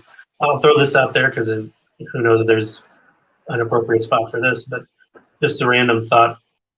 The first piece, if we did actually win, which again, against all odds, we actually won an auction at Christie's and we have a physical piece. With NFTs, when we all physically own it, we understand we own the rights to it. We own we have a percentage of ownership, but we think of the value, and we have the JPEG to be sloppy about it. For the physical piece, if there's 200 people in the DAO, in the investment club, then does everybody get a chance to meet up with someone and go to the lockbox and physically see it? Is it something that for sure? Yeah, 100%. Sure. Like bro, we're taking this on the road, bro. Yeah, for my part, like I don't care if you own like 0.05% of it. I think you should definitely be able to enjoy it. We have to the DAO has to figure out a way to make that reasonable. It's not. I don't think somebody who owns 0.1% of it can go to the safety deposit box. But we can have exhibitions. We can do partnerships with museums. Like I'm also interested in, like when I thought this was a lot of 5, I was interested in taking the 5 qualities of those characters and writing them into the governing documents of the DAO. Like what if we were an empathetic, gratitude-driven, carpe diem, tremendous, diamond hands organization? You know what I mean? That's awesome, Jeremy. That totally makes sense. And Just one thing that I do want to talk about, if you don't mind, is if things can happen in 5 years, how do you handle it for succession of what you own? So like, should one of us tragically pass away, how does that then transfer to your family members and all that? That's what, I don't know if you were able to pick up on that at all, Jeremy. Yeah, that's a eventuality. It's a sooner or later situation, and it just simply comes down to the keys of your wallet, because it's odd to recognize, but at the end of the day, none of us own any of our digital assets. Like they're not tied to our identity; they're tied to our seed phrases. So that's kind of like if we form an LLC, that's a slightly different conversation, and I think we're not even close to being there yet. But for each of us individually, we just need to make emergency plans so that our loved ones and the ones that will, live on beyond us have knowledge of where our seed phrases are, so they have access to whatever fractional token is ultimately given out to people. Or, if it doesn't get there and it's just based on a snapshot of who contributed what, that, we could vote, I suppose, to allow the successive family member to inherit the stake. Like, I think if you own it, then you can will it to whoever, right? It gets tricky if you don't write the will or do whatever else, but I'm pretty sure it's as simple as giving them your seed phrase. Yeah, I would think so. I don't know for sure, but I would think so. Again, random. In the Discord, people had requested recordings of the meeting. Did anyone remember to click record? And were we going to share this, or is someone going to write up meeting notes? Absolutely not. There's no way. Yeah, this I'm not recording here within Discord. That was Nathan's job. I am recording. I am streaming this entire conversation on Twitch, and cool. And that gets archived on our YouTube channel. And when I end the live stream, it will be available shortly after, and I will post the link in the text thread. But I am documenting, just writing stuff down. Yeah, my phone's charged, so I can talk now. Yeah, thank you for doing that. And also, if anybody wants to help Nathan with those notes, I know a few people already have. I dropped a link to a Google document in the text chat, and actually, I'm going to pin it so people can easily find it. Hey, Jeremy, just a couple of quick questions. I'm curious. We've had about 20 people in here, and we're talking about 100 ETH. That's a lot of money. How many other people do you have interested who maybe couldn't join this tonight? I'm just thinking 100 ETH over 20 people. That's a lot. I didn't know how many more people there might be. That's a great question. That's a great question. The real answer is I don't know, but I also haven't fully asked. Okay. This is what I can tell you. I can go to my Twitter, and I know that there are. I would like to check just to get you the exact answer, but I believe there's about 60 comments on that Twitter, most of which are, "This is a great idea. I'm in. Count me in." A couple of people saying, "I'm all in on this." So I would say from Twitter, assuming that at least half of the people are already here, probably another 20. And then there's, the VeeFriend network. Like the way that I anticipate this to work is if we as a collective and with whoever else wants to be involved in these sort of rough conversations can, like I said, create some educational content that is like, hey, this is an opportunity. This is why it's safe. This is the objective. This is what happens if we lose. That's basically that's what we need. If we can present that to the VeeFriend community, I think people will be like, here's 0.2, here's 0.3, here's 0.05. And I think, you might end up seeing 250 people contribute to this. Okay. Yeah, sorry. I was just gonna say that makes me feel a lot better to know it's more than just the 20 of us. So appreciate that. And then wanted to just ask quickly, you talked about wanting to have a lot of this together a week before the auction. I think that's next Friday. And so curious on our plan to go from here to there next Friday. It feels like there's a lot to be done in that short time. There's more than a lot, because simultaneously I'm going to be creating content every day, and I have 3 jobs, and this is my favorite one. So, I'm sort of just expecting the collaboration to kick in. Someone will say, hey, I'm good at spreadsheets. I can make a spreadsheet where people will put in what they anticipate to contribute, so we can start to get an estimate of how much money we have. I'm good at recording podcasts. Once we create a written version of what we're doing, I can make it a podcast.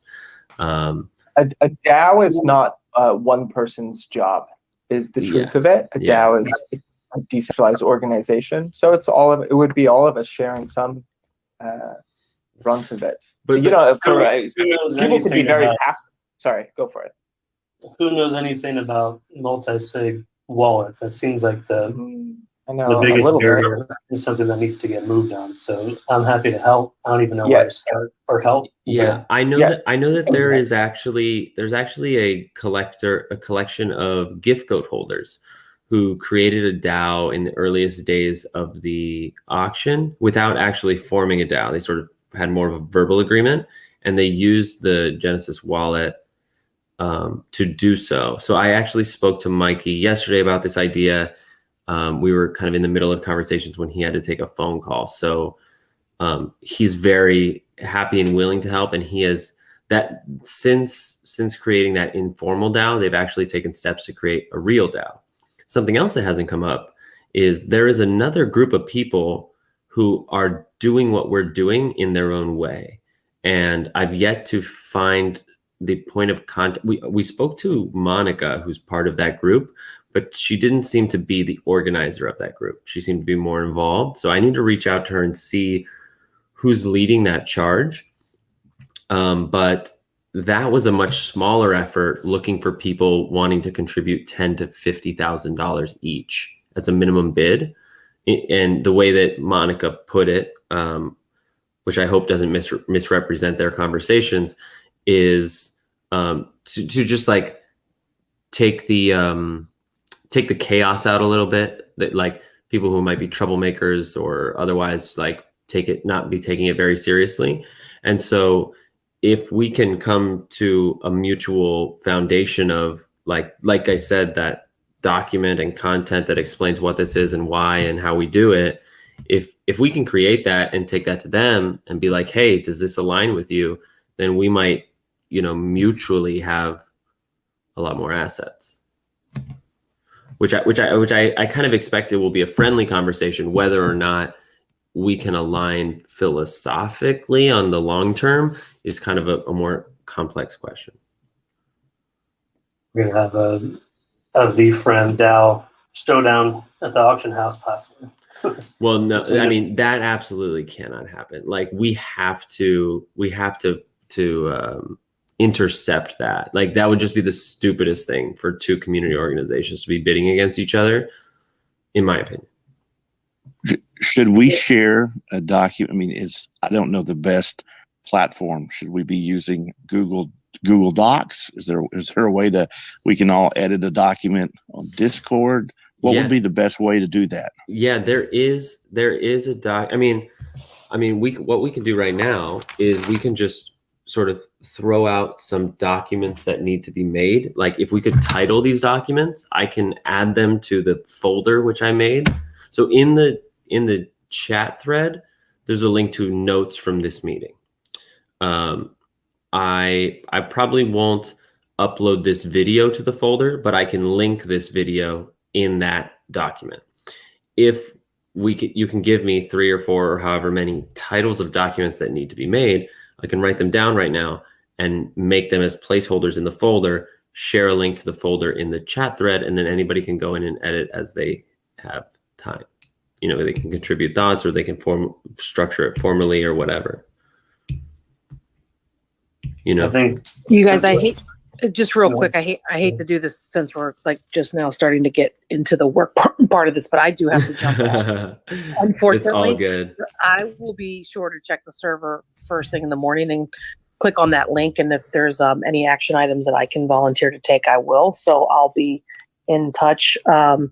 And certainly anybody can reach out to me on any of my social channels as well. So thanks for all the information. I appreciate it. Good night, everyone. Yeah, perfect segue and example. Exactly what I was about to say was a to-do list. I think people like Riff Raff and many of us, if we can see what needs to be done, we see what we're able to do. So a to-do list comes to mind, a list of questions comes to mind, just where we can brainstorm things we need to figure out. Okay, so I've got a brainstorm list where just you want that to be a document where people can just sort of like add in ideas. ideas document could be good. A list of questions I think is always good because somebody Yeah, thinks questions. about, oh, what do Oh, we great need? idea. Yeah, when I And make think- these, I probably won't do this tonight because I'm tired. I've just been streaming for several hours. But like first thing in the morning, I can make these documents and I'll put a little guidance, like a sentence or 3 sentences. It's like, this is what this document is for. Please have at it. But the notes we have so far will be a good start for that, maybe, because I've separated them by ideas and then info resources for DAO, info resources for Christie's. So those can be 3 different documents. Okay, fantastic. I So don't know if this relates to the documents, but to simplify what we're trying to accomplish, I don't know if it's a long answer or what, but it sounds like we're doing a multi-sig wallet. We're going to get the word out to people, let people know that if you, whatever amount of money, we're not setting a minimum, it sounds like, if you are open to partying with your money for 5 years, putting it in this group account, and then willing to take time for us to decide as a community what to do, then share some kind of link or way for people to join that. If that's their goal, I'm confused. What I'm not clear on is, what do we need to have in place before, where can I transfer my money? If Erica says she's in for whatever amount and she's already on with the premise, what do we need to do to get to the point where you start accepting money in that way? yeah, great. So what I wrote down based on that is a questions document, a practicals document, like what is Christie's? How do we bid there? What is a DAO? Why are we considering it for the future? A separate document for that just outline the goals.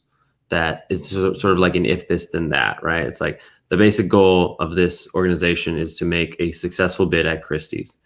If we win, this is the subsequent goal. If we lose, this is the new trajectory. Simple as that. I love everything you said about the basics. I personally think we should have more than a 5-year limitation, but I can imagine there is a lot of practicality to giving people a more medium-term commitment. And then the last thing, which I haven't written. Oh, sorry. Just the last thing that I haven't written down, which you said last, was what. Like, I'll title this better, but basically, like, what do we need to know, right? Like, what do we have to have in place before we can set up a wallet and start accepting money? I love it.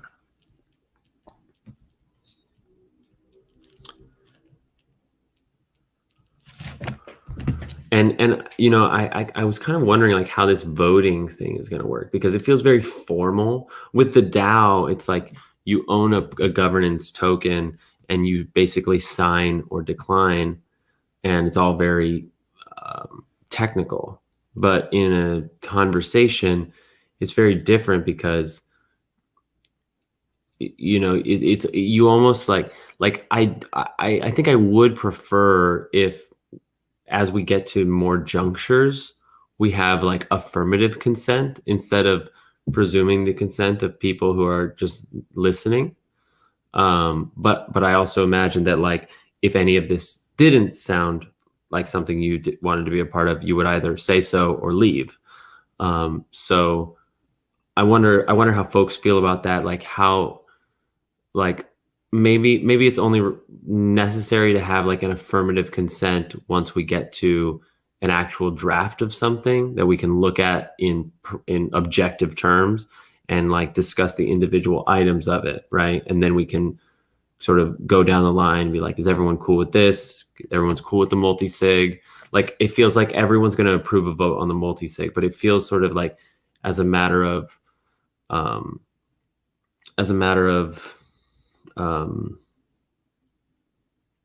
I don't know, formality, I guess, to just like have everyone affirm, yes, multi-sig is what we want to use. I think you're right. Huge point. Cool. Yeah, that is. But then also, if you had 100 people who put in $25, and then you only have hypothetically 20 people that come in a lot more. How Mhm. noisy is Yes. noisy is it?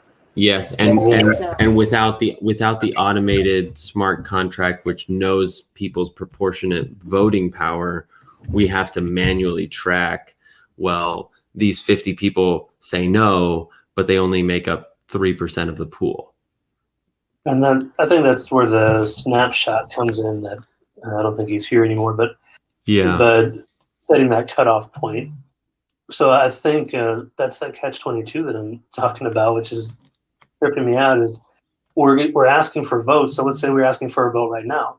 Well, we don't even know in this room how many people are really putting up money into this. Yeah. And who's voting and forming it. So I think afterwards, going forward, I guess it would be a vote in this loose consortium if we do it this route. But I think the snapshot and then whatever percentage went in, you get that voting right, and that's the easy way going forward. We know the shares, but beforehand, I it's think gonna be tricky because there's people just popping in and out of the Discord or whatever group we're on. So who knows? Yeah, I think we also need to make, I just added this, a contribution stock where people can say what they anticipate they can contribute, because we might be able to do a little bit of like rounding to the nearest 0.1 or something, and actually kind of like informally distribute votes. Like, you know, it could be done in a way where like every 0.1 is a single vote, and if you contribute less than 0.1, you either don't have a vote or you have a fractional vote. I mean, it feels really kind of awful to say you're contributing to this and you don't have a vote, but you know, 0.1 is like $350. You know, that can be serious money for someone. You know, somebody could be contributing $300 because that's all they have. So like, that doesn't necessarily feel right, but we could do sort of a rough proportional voting, especially if somebody comes in and they're like, I love this idea, here's 10 ETH. Like, we have to respect their provenance or their contribution. Yeah, and huge point. Yeah, but also we have a week to get this to the downbeat. So at some point, decisions need to be made pretty quickly. So, Well, and that's another thing that we can do. Sorry, I didn't mean to cut you off. You finish. Nope, no, that's it. I was gonna say something else we can do is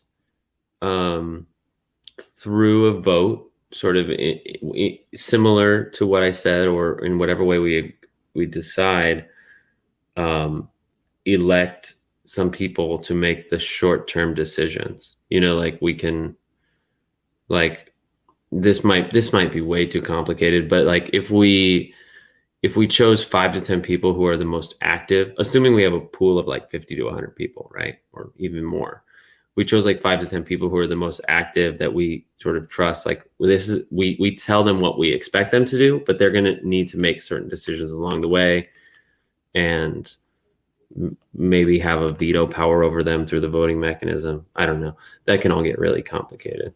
It's all good thinking, though. It's good that your head is there, I think. Getting ready to launch the Democratic Republic of VFam. Right. Like, that's the thing. Like, at the end of the day, Let's go. the Achilles heel of this is indecision, or inability to make decision. So, you know, we know that. We just have to do it. Wow. So this is going to be a growing experience for me. I'll tell you that right now. It already is. I just wanted to say that I love the idea that it can be token based and we can vote on people. I like the idea that anybody can buy in, because just thinking about how many people I see every single time I go on the VeeFriends Discord, which is like tens of thousands of people, right? There's always people saying like, hey, I didn't get a VeeFriend. I wish I could invest. Is there any way I can invest without having a VeeFriend? So I'm always sharing the Harpic with people. But I feel like if we were to share VFam DAO with the community of tens of thousands, like, I mean, if 10,000 people put in $100 alone, what happens, you know? So that's 6 figures. I'm glad you brought this up, and please feel free to I'm recognizing that I said I was going to try not to hog the mic, and I've been talking a lot. But I have a very strong feeling about this. So number one, we have to be very sensitive and organized before we bring this to the Discord.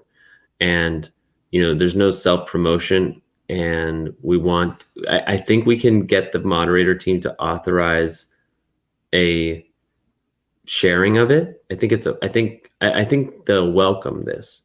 But one of the reasons I feel so delicate about it is there's a lot of people in the Discord. There's 150,000 people plus, and it feels like there are 50,000 people who are desperate to make money and yes, would jump at an opportunity like this.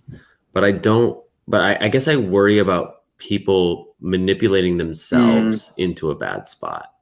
You know what I mean? Like, they're like, oh, I missed on VeeFriends, and now these VeeFriend holders are going to buy this art piece. It's going to be worth millions someday. I'm going to take out a loan or something. I really worry about that and manipulating that kind of desperation that I see in a lot of Discord comments. Yeah. Hey guys, this is Johnny. I haven't spoken. I've just been listening. But I kind of agree with that sentiment, that there's probably like thousands upon thousands of people that are just looking to make some money or like quick money.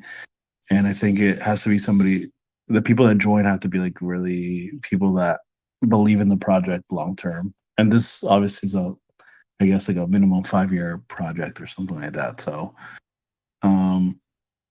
whoever it is has to understand that, we have to believe in VeeFriends long term. I'm sorry, you said 5-year project? Are you talking about VeeFriends? No, this. Oh, okay. The DAO. Yeah. Okay, yeah. So I was like, no. I think one of our safeguards in this specific issue, which is there are so many people who are FOMOing about VeeFriends, is having really organized, clear educational content. Well, I don't know how much of a safeguard. That's Gary's life. Is clear educational content, and how many thousands have missed it. But yes, that's the best we can do. I agree. Yeah. And I think that time frame is a big thing. That's why I think if we lead heavy on not the why it's safe and that stuff, it's important. But I think a 5-year, I'm happy to go 10. Whatever to steal from that other forming DAO, theirs is a money commitment to weed what's manageable, to make a manageable community. It's not a misrepresent. Well, I don't know their intentions, but it's not. It doesn't shine badly on them at all.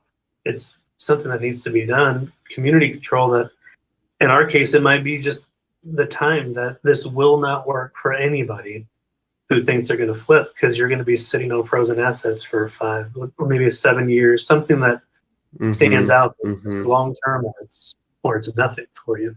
Yes. And about this is the last thing, and then I'll shut up. I know I've been talking too much. The Discord, the discontent in the Discord has been getting very palpable, and it is the FOMO, and it is the influx of clearly a different crowd than the standard Gary follower V family.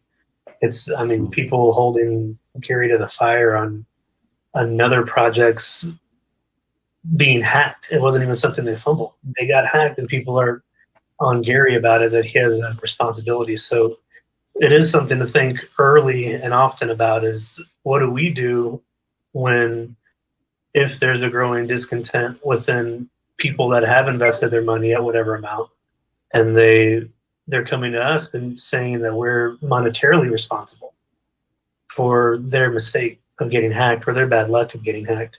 They're doing it to Gary right now. Why not us? So things to think about. Yeah. Yeah, that's why I feel a little bit nervous about it just being on the main Discord. I don't know. I don't know how to word my feelings, but I think if I'm going to go into something, this is a huge commitment, and I would like to at least know, even though I don't know all of you, I just have a feeling that, because see, none of your names actually match your names. Whoa, whoa, whoa, whoa, whoa, whoa, whoa. Okay, not everybody in here.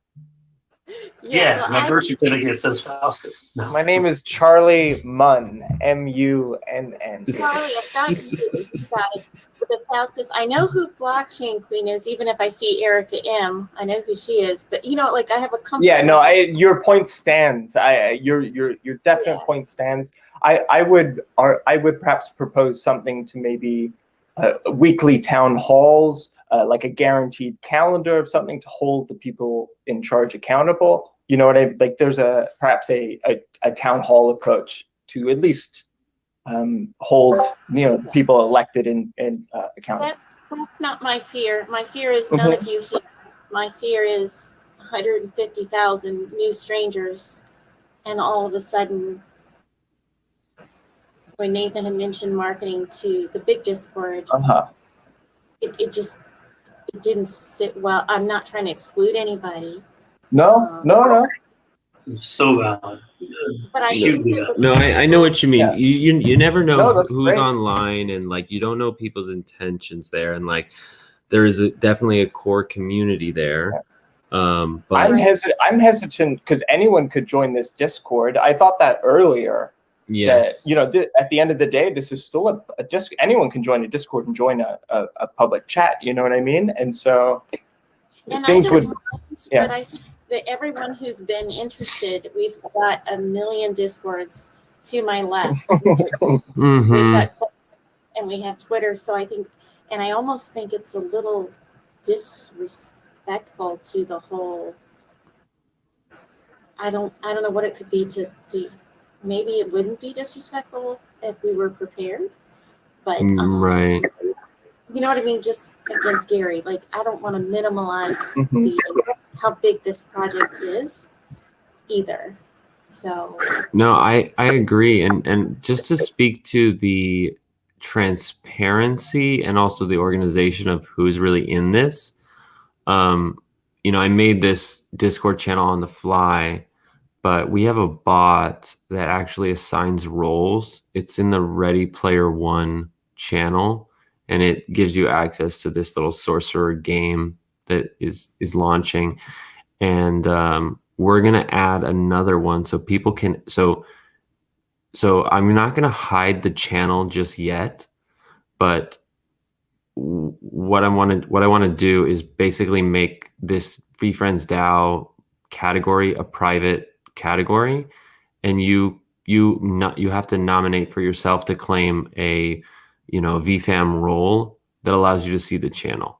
That way we know, and that way I can only, because I've been tagging everyone, that way I can tag only the people who are already involved, and we can start to track how many people we have as well. So just to also to sort of return to what BT had said, but I really agree with what you were saying about the network effect. Hey, Drofig.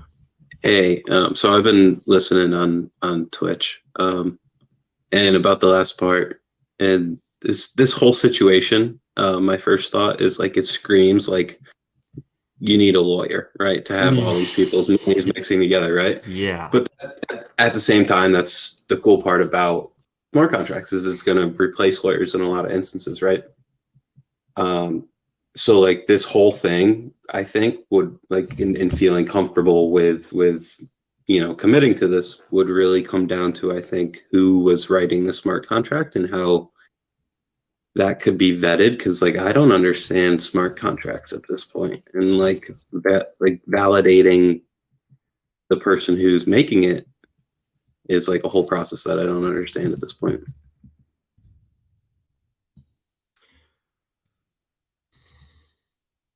Yeah. I wish I understood how to read smart contracts. Like probably a good thing to learn, but nowhere near being there at this point. Yeah, and I think full transparency on whoever, if we go the committee route, which with this short amount of time, I kind of feel that way. would probably be our best chance of getting it done. If there's a very transparent committee that we know real life names and information, then if being afraid of, on one hand, we want numbers and we want buy-in, we want participation. If we're simultaneously scared about opening it to a ton of people, maybe the answer is outside of the committee, trying to safeguard so that no one can join and do any harm. If they only have the ability to either make money or lose money from putting it in, I don't know how to safeguard that. That's a huge topic, but I think it's very legit, hugely valid concern that a whole bunch of people come in, and we know for a fact that specifically Gary Vee's community is stalked by hackers because we get things done. So they got eyes on us. Yeah, exactly. I want to be very inclusive, but not inclusive of the stalkers and those, the same people that might DM you to steal your wallet. 100%. I think that brings us back to that the formation of the DAO is separate in a sense from trying to acquire a piece from Christie's. But that piece acquired could, I think by the essence of what everyone's talking about, should be, for all intents and purposes, for the DAO. But the formation of, because I think we're all like kind of humbling ourselves at the idea of making a DAO that is connected to VeeFriends, which is something we all right now care quite deeply about. But I think the Christie's piece is almost a different challenge. It's a different, I think, right?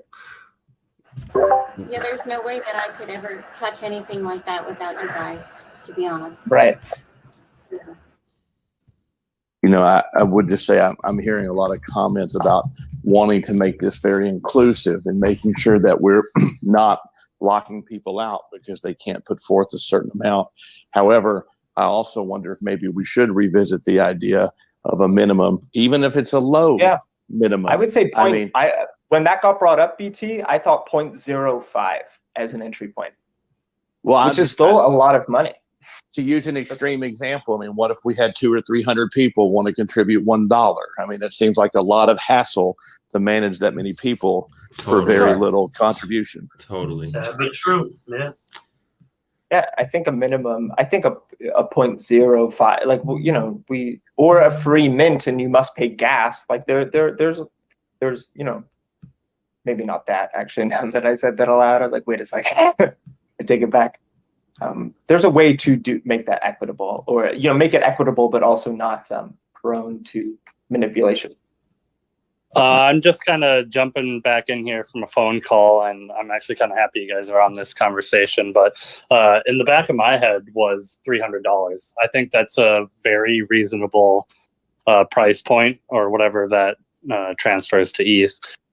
Just like the 12 VeeFriends, or 12 and a half books for VeeFriends. I think a lot of people can make that work if they are really committed.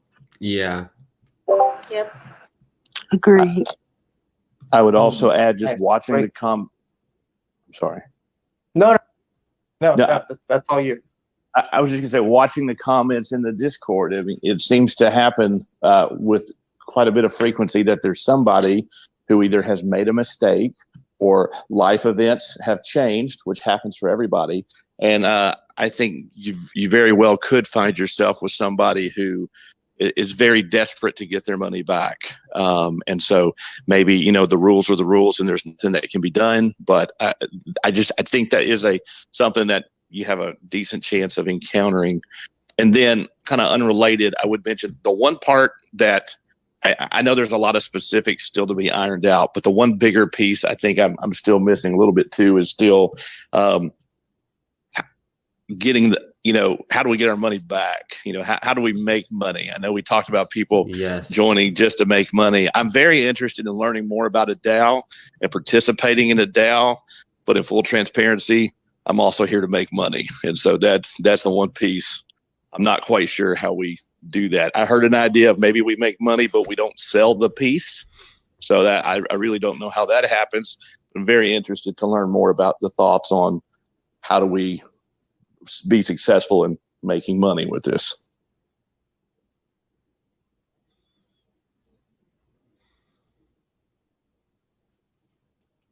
That's where I would aim towards a vault. Like you would use an X amount of assets to acquire NFTs or digital goods, or in our case, potentially a physical good, and then voting as a DAO as we acquire pieces. Perhaps this is where it gets interesting. Like perhaps liquidating some of our assets to, reward early. Or the current. It depends on what the DAO is, but rewarding people.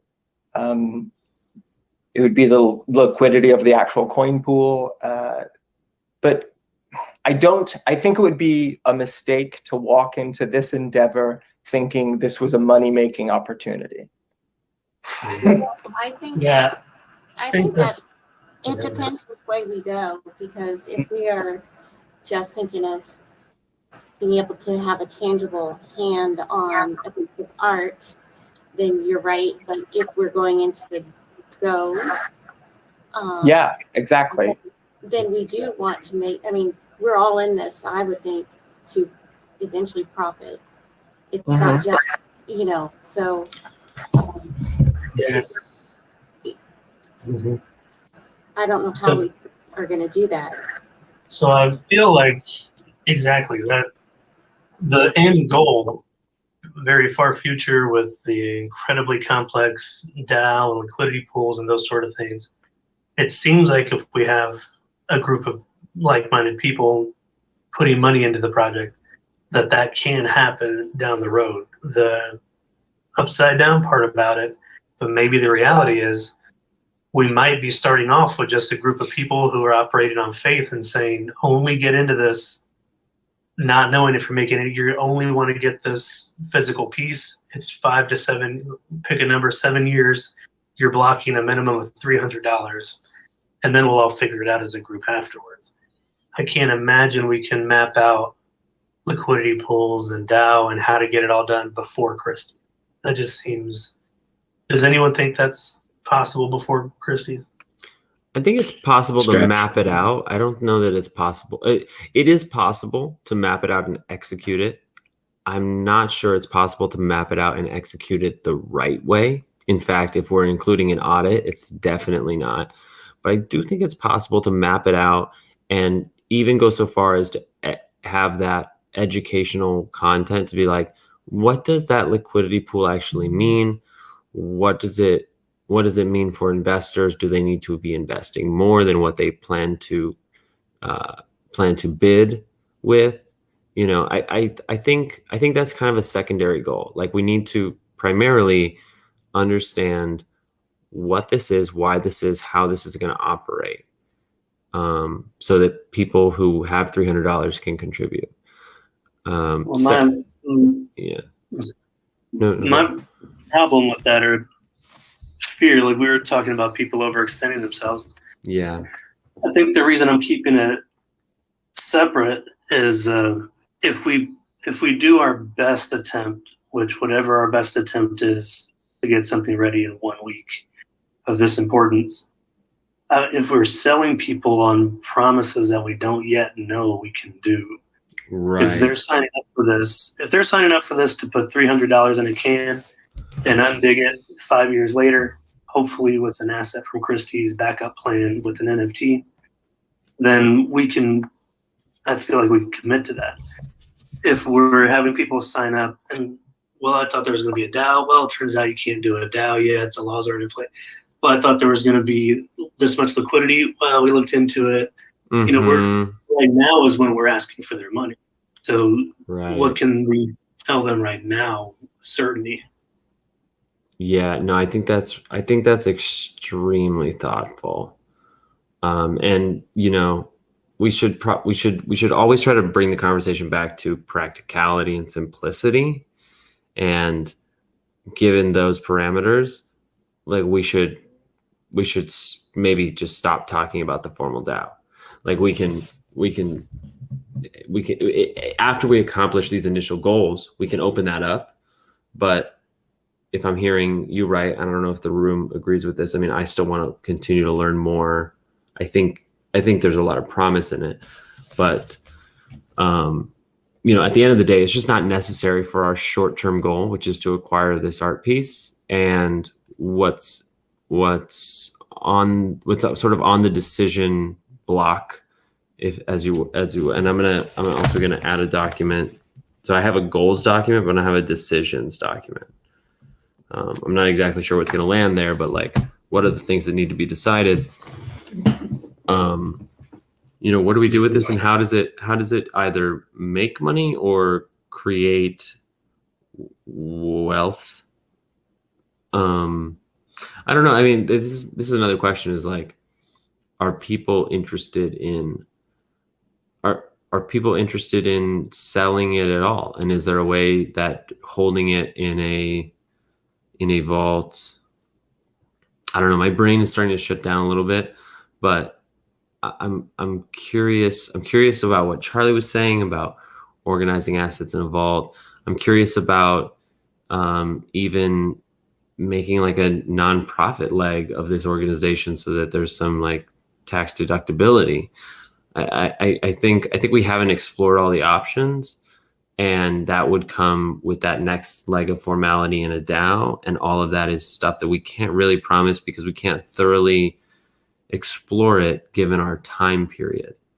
And so maybe the simplest thing is to say, this is what we're curious about, but we don't know who the partners are and what they want to do. So we're not taking that, we're decidedly not taking that step, so that should we find ourselves prepared to, we do it properly.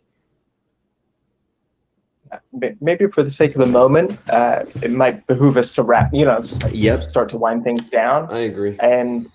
But I do, for at least for me, the thing that is paramount, and I think the internet moves fast and everyone could lose attention after the end of this Discord call. I would just behoove you to think about, like, listen, the goal at hand is to try and buy a piece at Christie's. If that is a goal that you're ambitious enough to try and achieve, and you just want to be a part of that, stick around. And if perhaps the larger conversations around DAOs and deeper things like that is a little heavy, stick around, but check back in, because it might be one-sided for a minute of trying to achieve this goal, which I would love to fucking bid on a Christie's piece. Are you kidding me? And just pay the gas fee? Fuck yeah, bro. Let's go. Yeah, exactly. Like, that was my original, that's why this started. It's like, I just was interested in a bid. And I think we all have. Yeah. We're kind of DJ. I'm a little, sorry, I'm just hyped. No, I think to be honest with everybody, like, I think we're more on track to get a spectacular go than to get one of these art pieces. I think there's going to be some big baller who's got $1 million to throw down, and we're just not going to be in that category.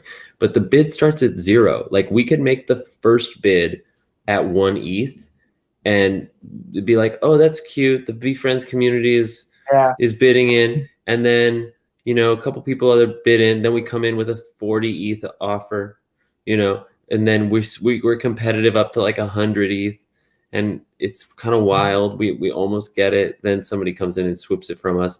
But now we have this asset to, mutually acquire a spectacular. And the more I think about this, the more it seems like this should be presented as an entirely not profit opportunity. That, like, the sell aspect of this cannot be decided. We don't know what the future market is going to look like. Like, this is really more like, can we get enough people who have $300 to make this significant bid?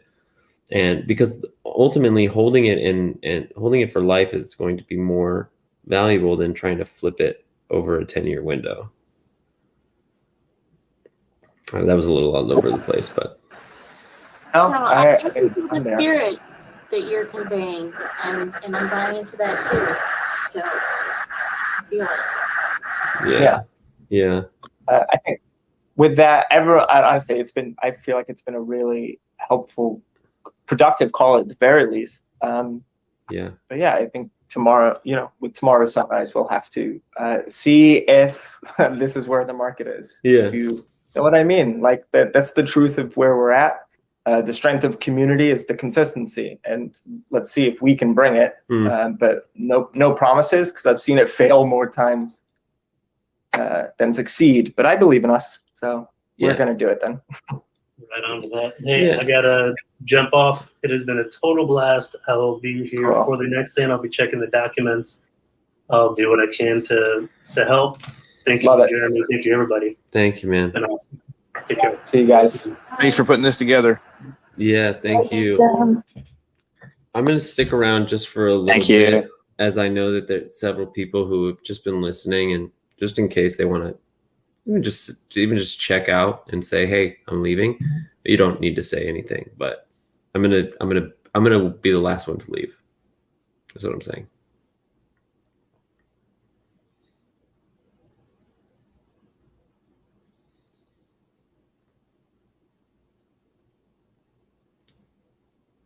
I joined this thing very late, so totally catching up, but I was digging what you were putting down, so quite interested. I think, as you quite rightly pointed out, the long-term part of it is the, in a way, the more valuable part, both for the actual return, but also just the community. So I'm pretty excited for that.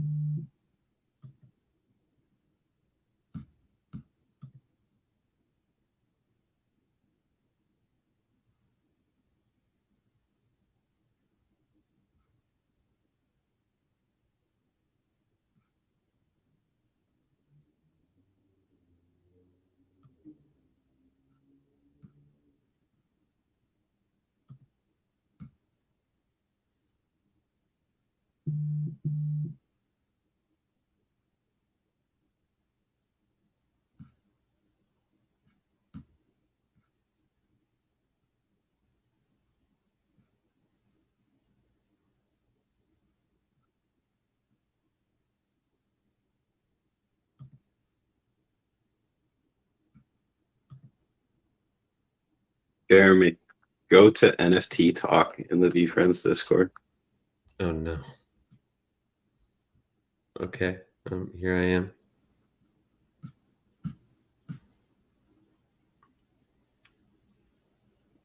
What is this? The rarest background. Oh. That's who sold it before reveal. No. No.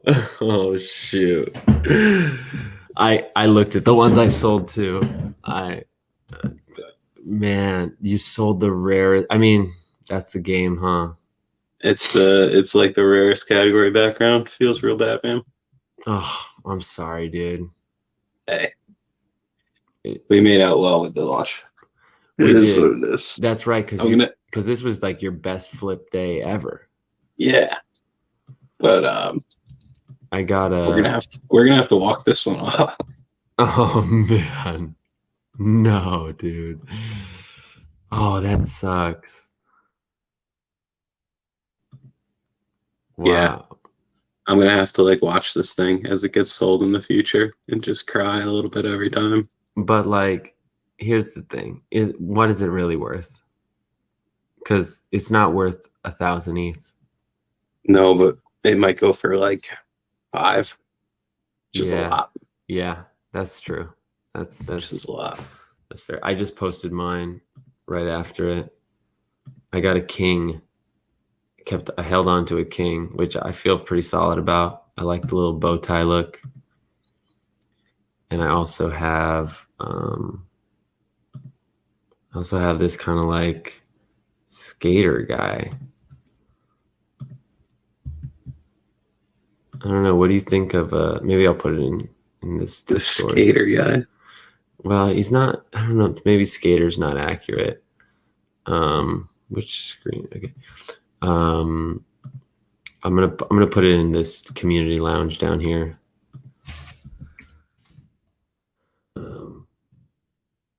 He's got a hat that says hello. It just looks pretty simple.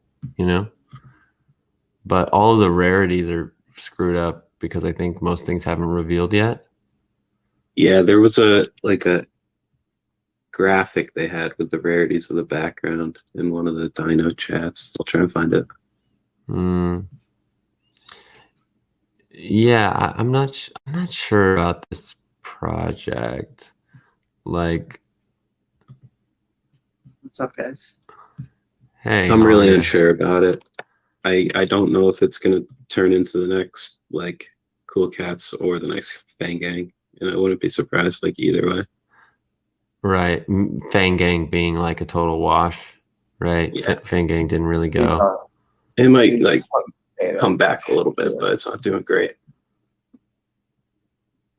Oh, I like this one you got. It's cool. I like it too. I like the other one I got before. Of course. Well, the other Question one, for you. the other one you got more looks more like a one of one. Yeah, it's crazy. It's Yeah. like really good. Question for you guys who've been paying attention to this stuff. Yeah, what's up? What is the time frame from launch to, you know, whatever, that kind of helps determine the life of it?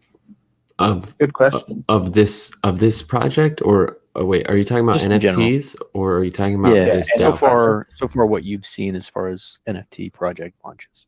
It really varies. I was looking it up today. Cool Cats didn't like spike up until like months and months after it launched. Like I don't know how like there's no formula for this stuff. Well, Cool Cats, like I think a better way to look at it is in art history terms, and you know, people being a big mover in it, and obviously Bored Ape Yacht Club, and watching like it's true to me how I experience like looking at graphs essentially about this shit is like, oh, this is a market that has developed, you know, as of 8 months ago in like a real way, like maybe way more than that. I'm probably definitely like, you know, that's where it gets interesting. How far back does it go? And you know, that's when you start discovering older projects and things of that nature. Yeah, I don't know. That's a good question. Is what I'm kind of saying.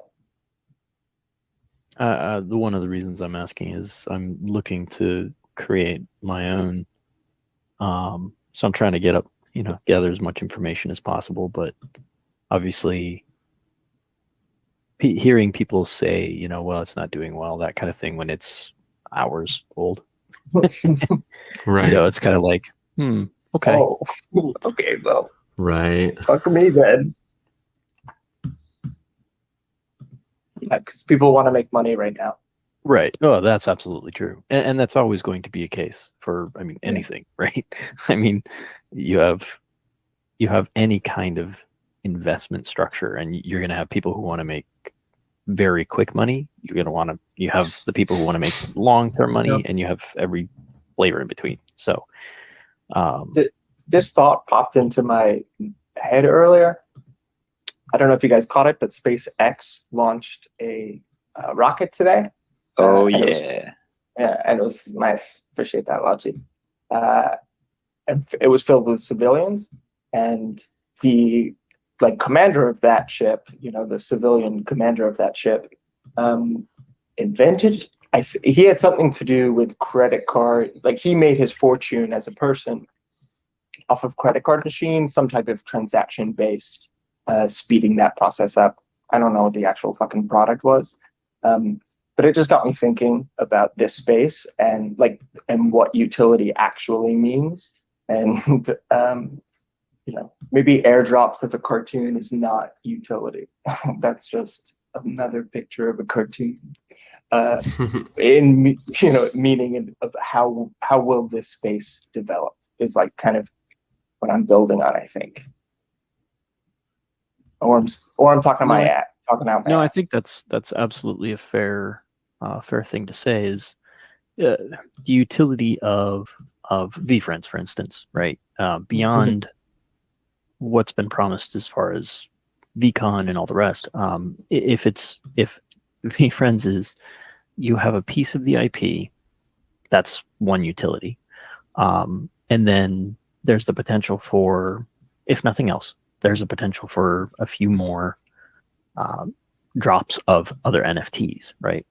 Is there any utility in that? Well, yes, in that it's additional assets that you're being provided. If that asset actually has any value or worth, I mean, that's really where that. Well, the market's decided at this point. Yes, exactly. Very much so the question about then one becomes, ETH, about 1 ETH worth.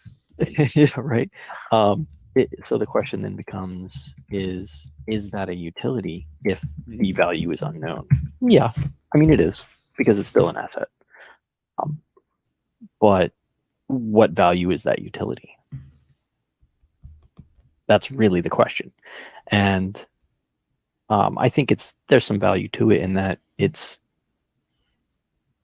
providing speculation assets, which has value. I mean, there's companies out there that make a lot of money doing that, right? Providing other people speculation assets. But if that's all it was, I don't think VeeFriends would have a lot more value beyond that, right? Thankfully, the IP value piece, knowing Gary's track record and trajectory, provides a lot of that utility there. But I guess then the question becomes, how does somebody like myself, who, I mean, really, when you break it down, how many people actually know who I am, right? I mean, there's a small handful of people around me that know who I am on any given day. And how much value would just a piece of art that I drew be worth, really, even if it was to promise more art from it?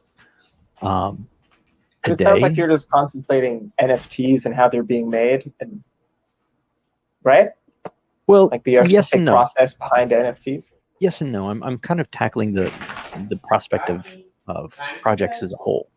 So for me, what as a whole? I'm sorry. NFT project as a whole. Mm-hmm. So for me, I'm looking at Gary Vaynerchuk's VeeFriends project as a whole, right? You have, just for the record, lot of moving parts. Just so you know what you're speaking to, at least, like, just to, I don't know how much context you have over VeeFriends. I consider this to be a high value asset. Oh yeah, like a north. Truly, like, I don't even want to speak to it because I'm like, I don't want to get dropped. I think what Gary's done is kind of creating a gold standard for how NFT projects go. Now, I want to make sure I differentiate what I mean. NFT is a single piece. NFT project is a larger view of things. So, for instance,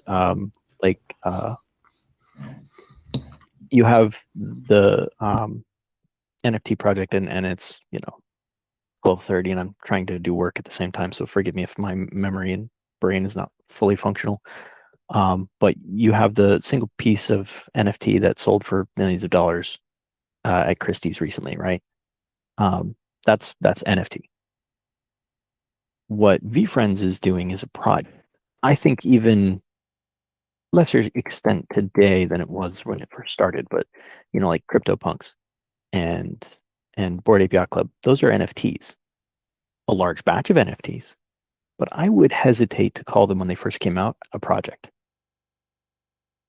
I think on the conception of it, VeeFriends seems to be a project. And the reason for that is there's a lot of pieces tied to other things, and a lot of outside aspects, and, like you said, utilities that are tied to the NFTs that create a larger web that connect everything together.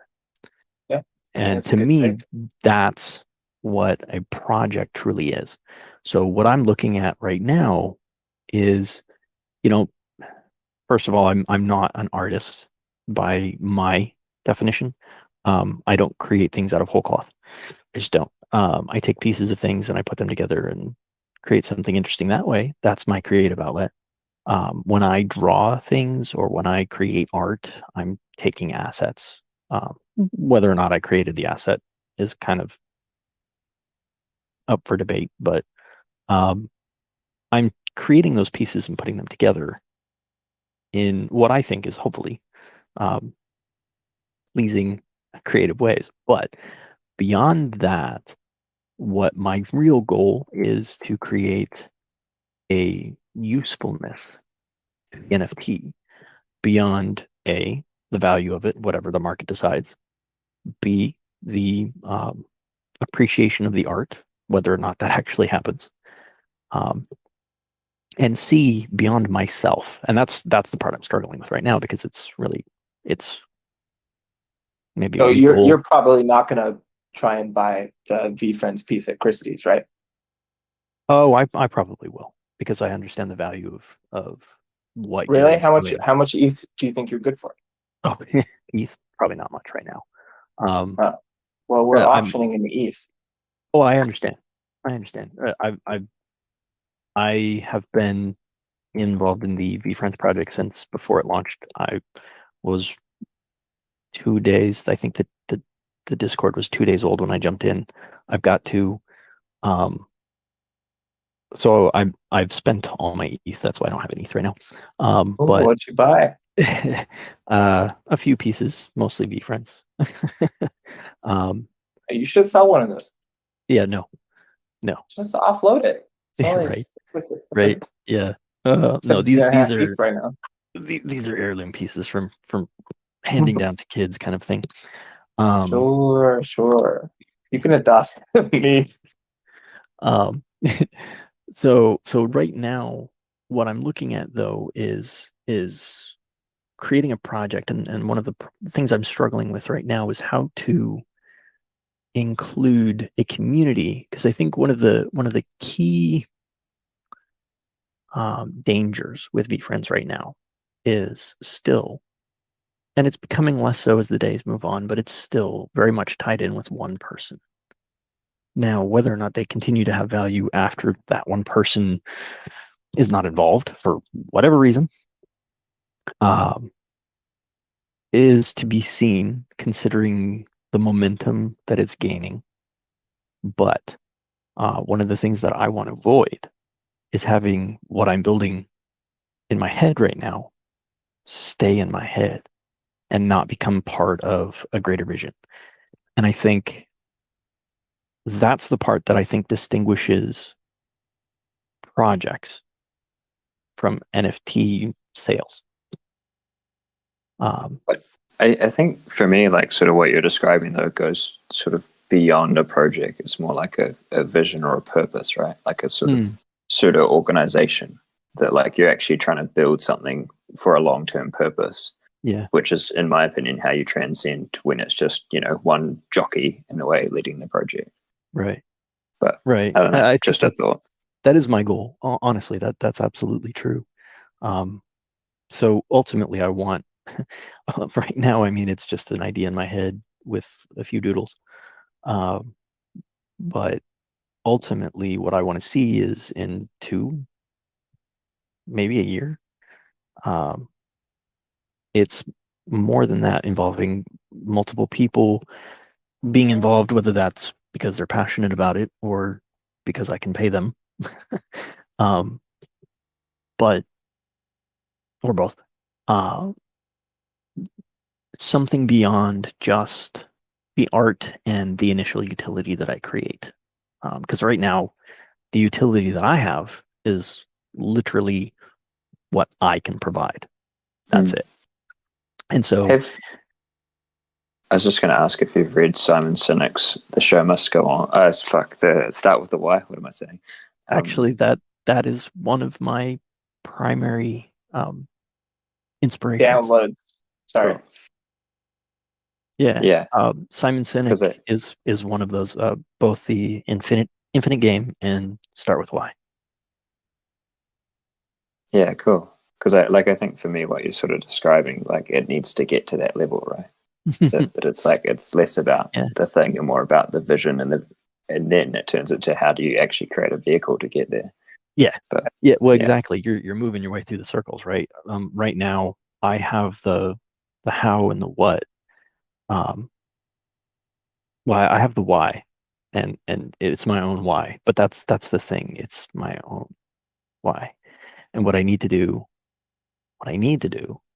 is not just figure out the how and the I what, met but Simon Sinek. incorporate. Did you? Nice. I did. Yeah. I worked at a So fancy cool. restaurant, and he came in. He was good friends with the owner, and I saw him, and I was like, "Oh, you're that guy from the videos on the internet." And he's like, I guess. Probably. Did you get a poet? He was doing a math problem as he walked on by, and he actually found a way to like levitate over the tables and just went right into like the back cool area where people take their meetings, and that was about it. It was truly, he walked by and I went, "Oh, you're the dude from the book that people read, and oh yeah, you're a little thought leader, as they say, Yeah. an influencer." There you go. Yeah. Yeah, that would be cool. Yeah, he's definitely one of my inspirations for a lot of what I do right now with this project. And that's kind of the point too, is I mean the point So of you're the project. you're not buying into the Christie's auction, just to be clear. Just to be No, clear. I I am. just want to be clear. I am absolutely going to be doing that. Yes. For how much ETH? Well, that's the question. I'm Okay, it's next week I'm Friday, working on that right so now. get Great. your wallets in line. Yeah, It's next week. I really got to get Friday. a lot of that in order right now. But yeah. Yep. Sell your wallets. Come on. Here we Right. go, guys. Yeah. Well, I have a few pieces I could probably offload. I might and sell make a my little bit. meta hero. I'm thinking about it. Daigeki, I'm not sure what your actual name is, but my other book thing is if you read The Lean Startup, it's Read what? The Lean Startup. The Lean Startup. Okay. Yeah, it's by a guy called Eric Ries. But the whole idea is basically using validated learning to actually build out and test assumptions. So when you're obviously looking to build something with your why, it's kind of how do you actually approach that and do it in a way that your first attempt isn't going to be 100% right, but it's all about trying to test things in a way that is sustainable and you can actually learn and then iterate, and for the long-term benefit you come out way better off. Absolutely. Iterations. Well, yeah, that's something I'm learning on how to implement. Oh gosh, what is it? It's a programming path, not waterfall. Agile, probably. Yes. Yeah, cool. So I'm in IT. That's what I do for my primary income right now. And they're applying Agile to IT operations. It's been very interesting. But iteration has been really the key for making that actually happen, which is really hard coming from the very linear waterfall style of yeah but totally. It's been an incredible education in seeing how it works and doesn't. And there's a lot of that, but I mean it's totally possible to do it. It's just you really have to tweak it a lot. There's a lot of iterations to this, so it's kind of teaching me also how to get this thing moving, which is to say it has to be moving first. And being a few days in, that's kind of been my biggest struggle, is just how do I bring other people on board, and so far this has probably been the first time I've actually spoken to anybody about it at all. And you guys don't even have any details, so That's good. I mean, obviously, I like talking about this stuff and happy to chat some more. My day job is what's called a product owner. So I'm a sort of this, I guess, agile you're describing. I'm sort of the next iteration on that. That's all about sort of what they describe in this lean startup, but looking constantly for customer value and trying to only build stuff that will actually bring value and that you're confident will bring value. So there's another whole space to look up if you want to research product thinking. That's and fascinating. I do wonder, because I'm also a big picture guy. Context is a huge part of my life, just in the way I view the world. But I wonder how much of that deals with long-term pieces too. Like it just brings to mind how do you evaluate long-term value, short-term value, and what amount of work. I'm curious about that. I'd love to have that conversation with you some other time when my brain sounds actually good, man. functions. Yeah, no worries. I think I sent you a friend request, so feel free to add me. Perfect. I will do that. I'm sitting here. I will do that right now. I think on that note, I might have to drop out, team. But this has been great. Happy to keep in touch, but thanks. Yeah, And, absolutely. I will be reaching see you out. sometime. Good shit. Good shit. See you, Jeremy. Good night, bud. Thank you to the rest of you for listening to me drone on. Yeah, it was interesting. I'm also going to go to bed, though, guys. Have a great night. Nitro Fig. Yeah, I should probably get my work done. Yeah, I thought that was very valuable. I wanted to remind the room that we're still streaming, but I didn't want to interrupt the flow. So if you want me to take that off the stream, just let me know. No. Okay. No, there's no details there. Yeah. If people know I'm doing something, that's not a bad thing. That's secretive, yeah.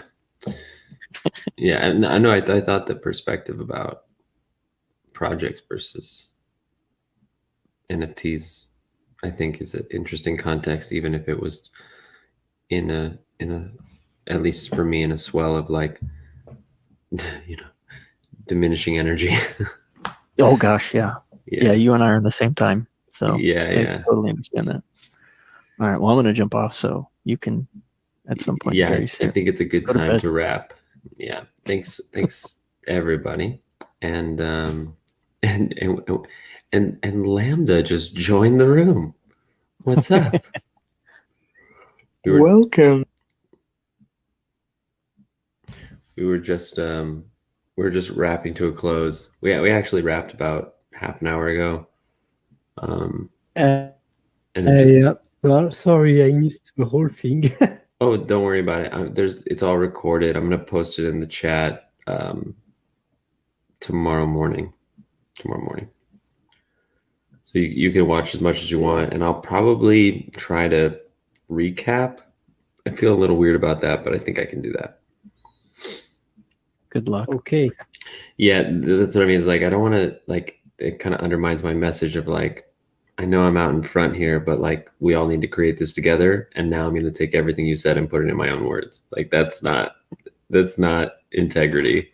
But for efficiency of communication, like a recap on a 2.5-hour meeting is probably useful. Trick there is be as vague as possible so people have to listen. And then Sure, that's possible. That's very possible. Something interesting happened while we were chatting. I'm thinking about offloading my Dapper Dino, which is another question. I just switched to it. Somebody impersonated me in the Discord. No kidding. Yeah, I just had to ban myself from the Discord. That's gotta be weird. Oh my gosh, in your Discord? Yeah. Look, This one. Wow. No. In the VeeFriends Discord, which is why it's a problem. Like, Yeah. like I knew that it was possible, but I kind of was like, that's not going to happen. And I'm going to post it. I'll post it in the community lounge right now. Wow, but so they weren't a verified holder, right? No, they weren't. Crazy.